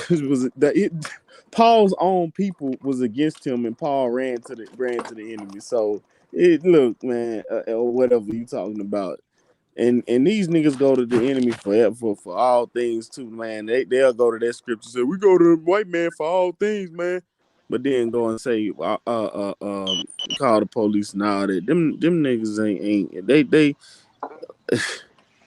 they just trying to find a loophole, man, to attach to. Because they can't, like you said, we call them. We've been going on. I've been coming on this platform about 3 years now. We got like about 4 or 5 videos calling all these camps out Sacarii. Ain't nobody refuted the doctrine. For Nobody. Over 2 years. All the breakdowns. All of them, man. We broke down. Hosea 7 and 8, man. We broke down the mounds of doctrine. We done broke down second Esdras plenty of times, and still gonna break it down. We done broke down where Yehuda didn't show all the tribes who did go into that man. And ain't nobody refute none of it. But then they always want they only look at the videos where we going in on somebody, but they don't want to look at the classes we done broke down. And they ain't never refuted, or at least come on a platform and speak the case and let's get into it. Let the Most High be true. They don't want to do that. And right, and you know what, Con? My thing is this too. They always got something to say, running their mouth, and y'all coming at the men of the Lord. But it's funny how the Most High Yahweh always turn that shit right back that y'all try to project on us. He turn it right back on y'all. And he make y'all look like fucking fools. And that's what's so beautiful about Yahweh Yahawashi, because he laughing at y'all. We sit over here, y'all mad because we sit over here and we laugh at y'all. We busting our guts, crying, laughing. El comic book lit up, laughing, showing how y'all, I don't want to say it because I don't want to say the word because I'm going to say idiots. How y'all just idiots. Y'all stupid. Y'all dumb. Y'all just get laughed at over and over and over again. Over and over and over again. Every time y'all try so hard to do something, to find anything, you end up getting looking at the end like a fucking jackass. And you thinking, we know. Hey, I want to say, we know how the Most High work. See, we know And then what happened when you think you know? The Most High bring that shit right back around on y'all goddamn head. Because you don't know. But go ahead, go ahead. I wanted to say this. You know what messed me up? I'm gonna show you something real quick. This is over here in my area, and this is ISUPK, which is part of UPK, and it's a little bullshit chart. You know, I don't know if is it showing. Yeah, Sean, we can say. Anyway, that's their little bullshit chart. You know, they almost drove me away from the truth with all that bullshit. But one of the things that y'all said was really important, which was something I was trying to harmonize within myself, the fact that Hiram's people came over here made a huge difference and actually synthesized my understanding about the people that I know are native to the land that I live in. I live in California. And so it was the people here, a people group here that were called the Alonian Indians. Mm-hmm. And as the facts would have it, when we showed up here, they was talking about shalom. So now all that makes sense to me because Hiram's people would have been able to converse in our language because they were our friends. So to me, that kind of goes, okay, this whole Native American shit is debunked. Well, most of the Native Americans came from far East Asia through the Bering Strait, and you can tell that they all got the that's facts. They all got that mongoloid look. Some of them was dark, but then some of them was light too. That's fourth grade history right there. That they teach you that in the fourth grade where they came, where them Native Americans come from. And then some of them they got the China. But they also came south though. They also came south. They also came south. They got the bloodline in them because a Chinese historian said that they used to dress up. The Chinese used to dress up like Mexicans and pass for Mexicans. Now, how can a Chinese person pass for a damn Mexican? Man, look alike. Man, look, them folks looking like down here, man. Look, you go to the mall down here, man. You see both. You see literally in the China, and they be Chinese restaurants. You see Mexicans and natives in there. And they all look alike. Come on now. I mean, I'm like, bro, like, come on now. Exactly, come on now, like, it ain't gonna be a coincidence, man. Too far along, man, or too far along, man, for a smack you in the face, man. That's just what it is, cause that right there. See, we know, you know what I'm saying. Like we said, we know why they including all this stuff. Cause they got that 501c3 and they got all that stuff and they putting them, you know what I'm saying? We know why. How can they so easily work together and then they always easily working against us? That's what I'm saying, man. Because everybody knows who the hell we are. And ain't nobody, you know, some Sharsham, ain't nobody gonna this stuff after we done proved them lied they blatantly lied on us. See, you ain't gonna see them camps who associate themselves with Sacarii dudes. Now you ain't gonna see Sons of Thunder make no video be like, Alazar, you was wrong. You ain't gonna make them see HOI come out. See, that's how you know they all rock together. You ain't gonna see none of them the small camps that rock with them make no video or nothing. See, they gonna rock together. This is what happens, man. Yeah, and you know what? That's fine to us. We ain't worried about that. See, the thing is, man, the Most High said, "Many is called, but few is chosen." Christ said, "It's we few over here." So everybody see who kicking ass. Exactly. It ain't them. All they looking for. Even Sinetta said, "I don't know why they won't debate y'all. They all act scared. I've been trying to get them. Like, why won't y'all battle folk?" Exactly. They don't want to deal with it, man, because they know they're going to get embarrassed. And you get embarrassed, you're going to have folks coming looking at like, dang. So I just want to really do my closing because I do have to get up in the morning. Oh, no problem. And I just want to say this. Yeah, let me just do my closing because I just want to make this point. Yehuda brought out some really good information today. When he brought out the Paraba inscription, which is located in South America, where it talks about the Sidonian Canaanites venturing into that area, and the Phoenician Hebrew, which is a Canaanite script. There is a theory that the Phoenicians discovered the Americas, which it all ties together with the Canaanites. And I know I speak on the Canaanites a lot, but I have to continue to speak on them because they're all over that chart. And it brings me to this scripture where it says in Ezekiel 16:3, it says, and say, thus saith the Lord God unto Jerusalem, thy birth and thy nativity is of the land of Canaan. Thy father was an Amorite, and thy mother an Hittite. Why would the Most High say our father was an Amorite and thy mother was a Hittite? Because the Israelites became one and the same, to the point where you have people in academia saying that the Israelites were actually Canaanites. They're actually saying that. And they're actually saying that that's a fact, because the Israelites and the Canaanites became one and the same. And the Bible speaks on that. All throughout the Bible is the relationship between the Israelites and the Canaanites. And my point of bringing this up is that these people still want to portray that problem that we've had all throughout our time is dealing with these people that we're supposed to separate ourselves from. To the point, like I said, the Most High said in Ezekiel 16:3 that it says that our father was a Hittite and our mother was an Amorite.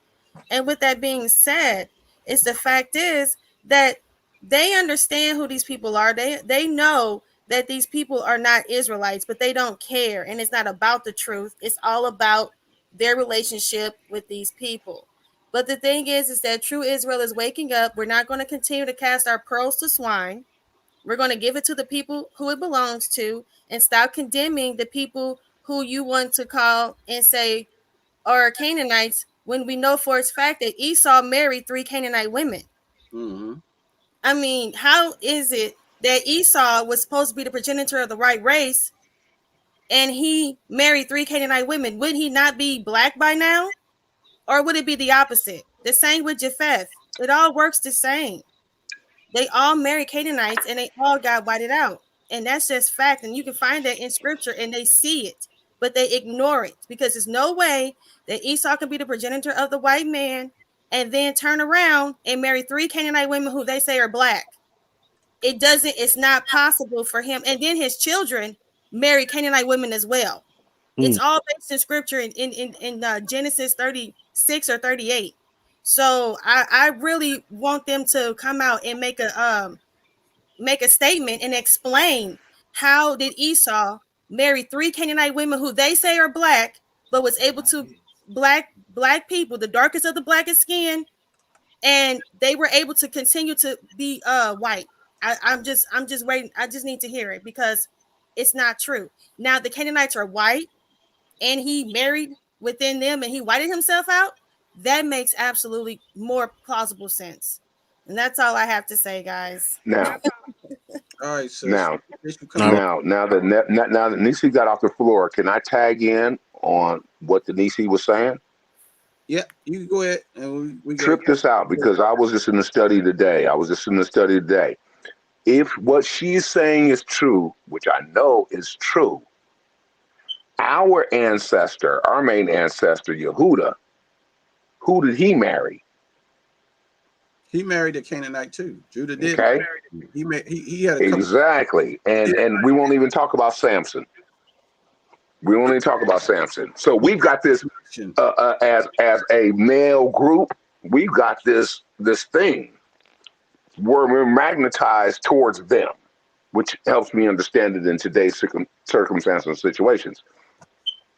But that being true, the progenitor of our race, that leads into a propensity into our generations.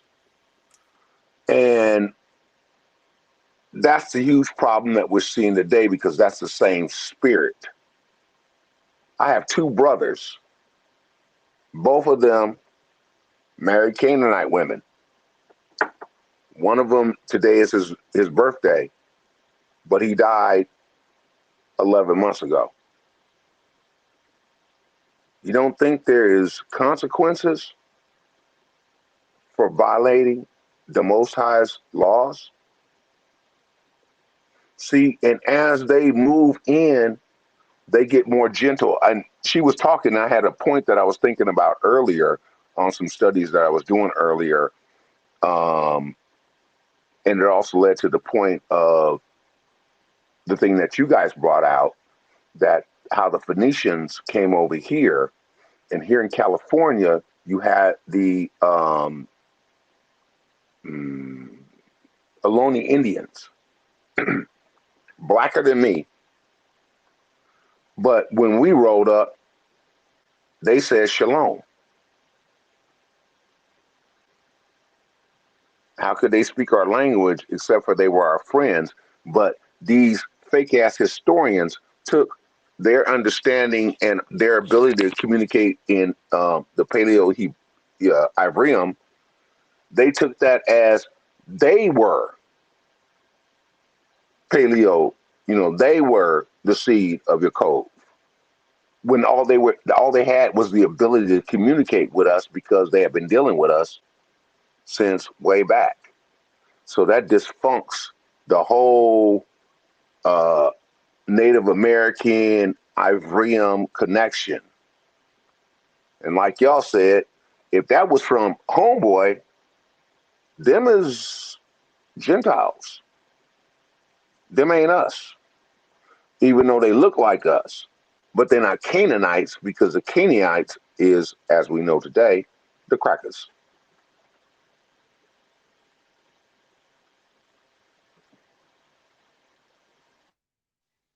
Jews of antiquity, you want to say something before we close out? All praises to Yahawashi Yahawashi. What's up, everybody? This is Mr. Clark, surname Swarthy. I just couldn't find my device that my YouTube channel is on. I just wanted to give all honor, glory, and praises to the Most High God, Yahawashi Yahawashi. Shalom, brother. Shalom, brothers and sisters. To the 12 tribes scattered abroad, which I believe in sincerity are so-called black people, Negroes. Revelation 14 and 12 tells us to keep the commandments and have the faith, and that's all I got. Okay. Man, no problem, brother. All right. You done, Kahan? I've been done, man. All right, family. Well, I gotta get up at 7 o'clock. Take my Me too. I gotta get up too. Not at 7. I gotta get up at 6. Love the nephews. Love the nephews. But yeah, Israel. So we know, like I said, they're not going to debate us, and it's all right. We're not tripping. But it is what it is, Most High bless them, They can keep teaching what they can teaching, and they can keep hating what they hating. But the one thing about us, the Most High fights for us. It's been proven that the Most High fights for us, because every time you turn around, the Most High always giving us ammunition to fight back against those who oppose us. No matter how much they hate F.O.P.E, it's like the Lord, Yahweh, Yahawashi, always working with us. Ask yourself why. You know what I mean? He don't need an army. They say, look at all these brothers we got. All this fruit we didn't get. All these guys, where your fruit at? Where this at? Where that at? Well, they out there, wherever they need to be, wherever the Most High want them to be. I don't need to stand in front of or behind 700 brothers, 300 brothers, 90 brothers to make it look like that we doing the work. The work is being done to those who's hearing, those that are forbearing, and those that are following what they need to follow and serving the Most High and not serving man. That's all that matter to us. So we don't need 1,000 people. Okay? Many is called, but few is chosen. So I hope y'all understand it's better to be the few than the many. Like I said, a lot of people, they do things, they follow along with them guys because a lot of people want to fit in. They want to be a part of something.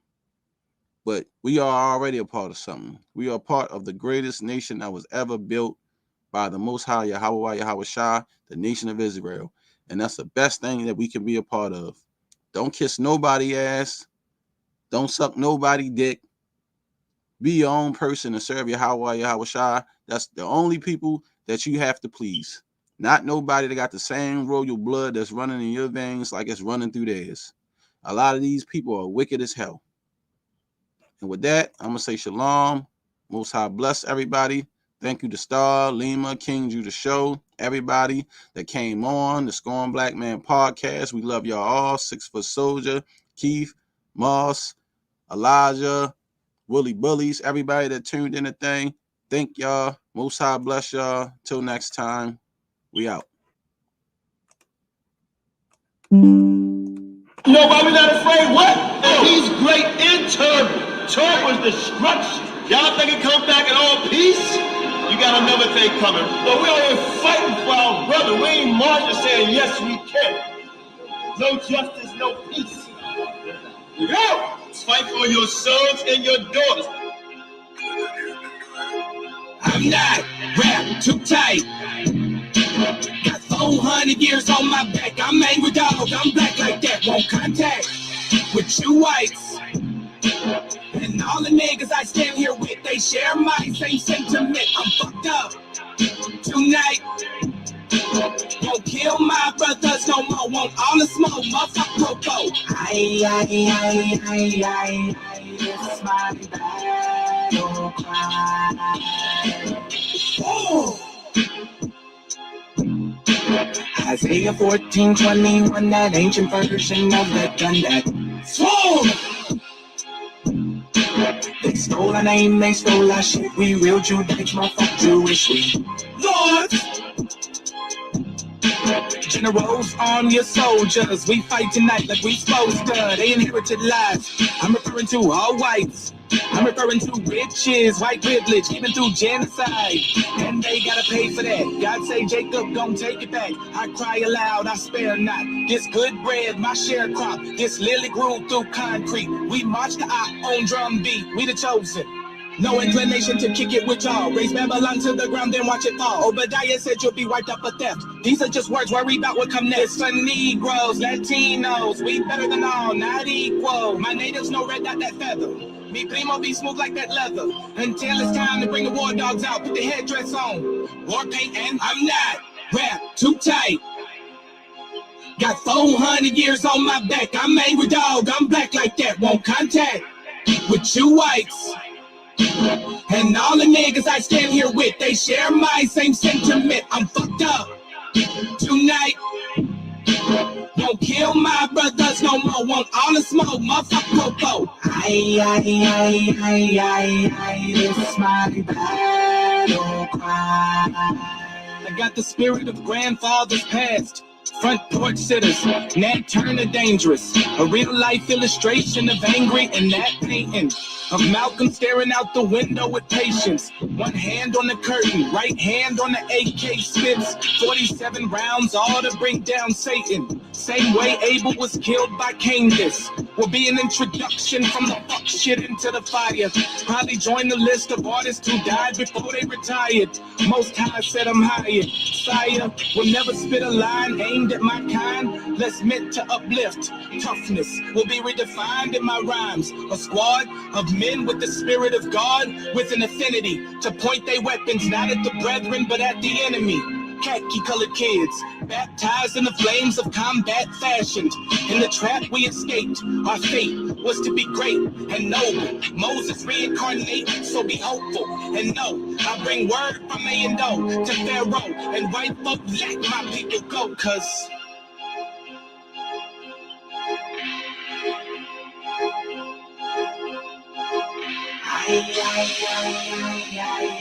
it's my battle cry. Johan Hands Productions.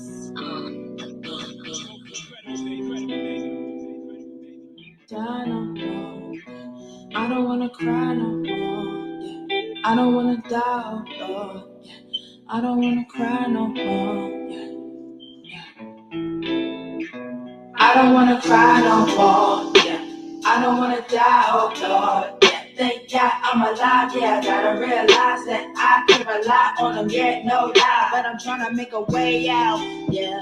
I'm just trying to behave now, following the laws, that's the way out.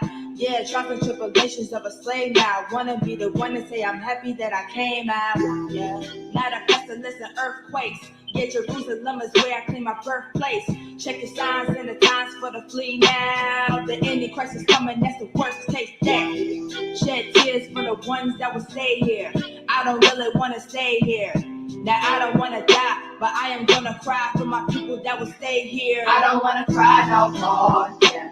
I don't wanna die, oh Lord, yeah. Thank God I'm alive, yeah. I gotta realize that I can rely on them, yeah, no lie. Look, I don't wanna cry no more, yeah.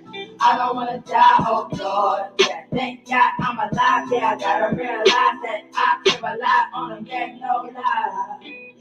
House of bondage, we coming from out the slave route. Kingdom of heaven's the way to enter the main route. But going through it with family. The problems they handed me, I can't be. The truth is hurt for my family. The situations is critical. The great tribulation is coming now, it's getting physical. And also it's spiritual mark. Will cost you eternal fire. Keeping commandments is all I ever desire.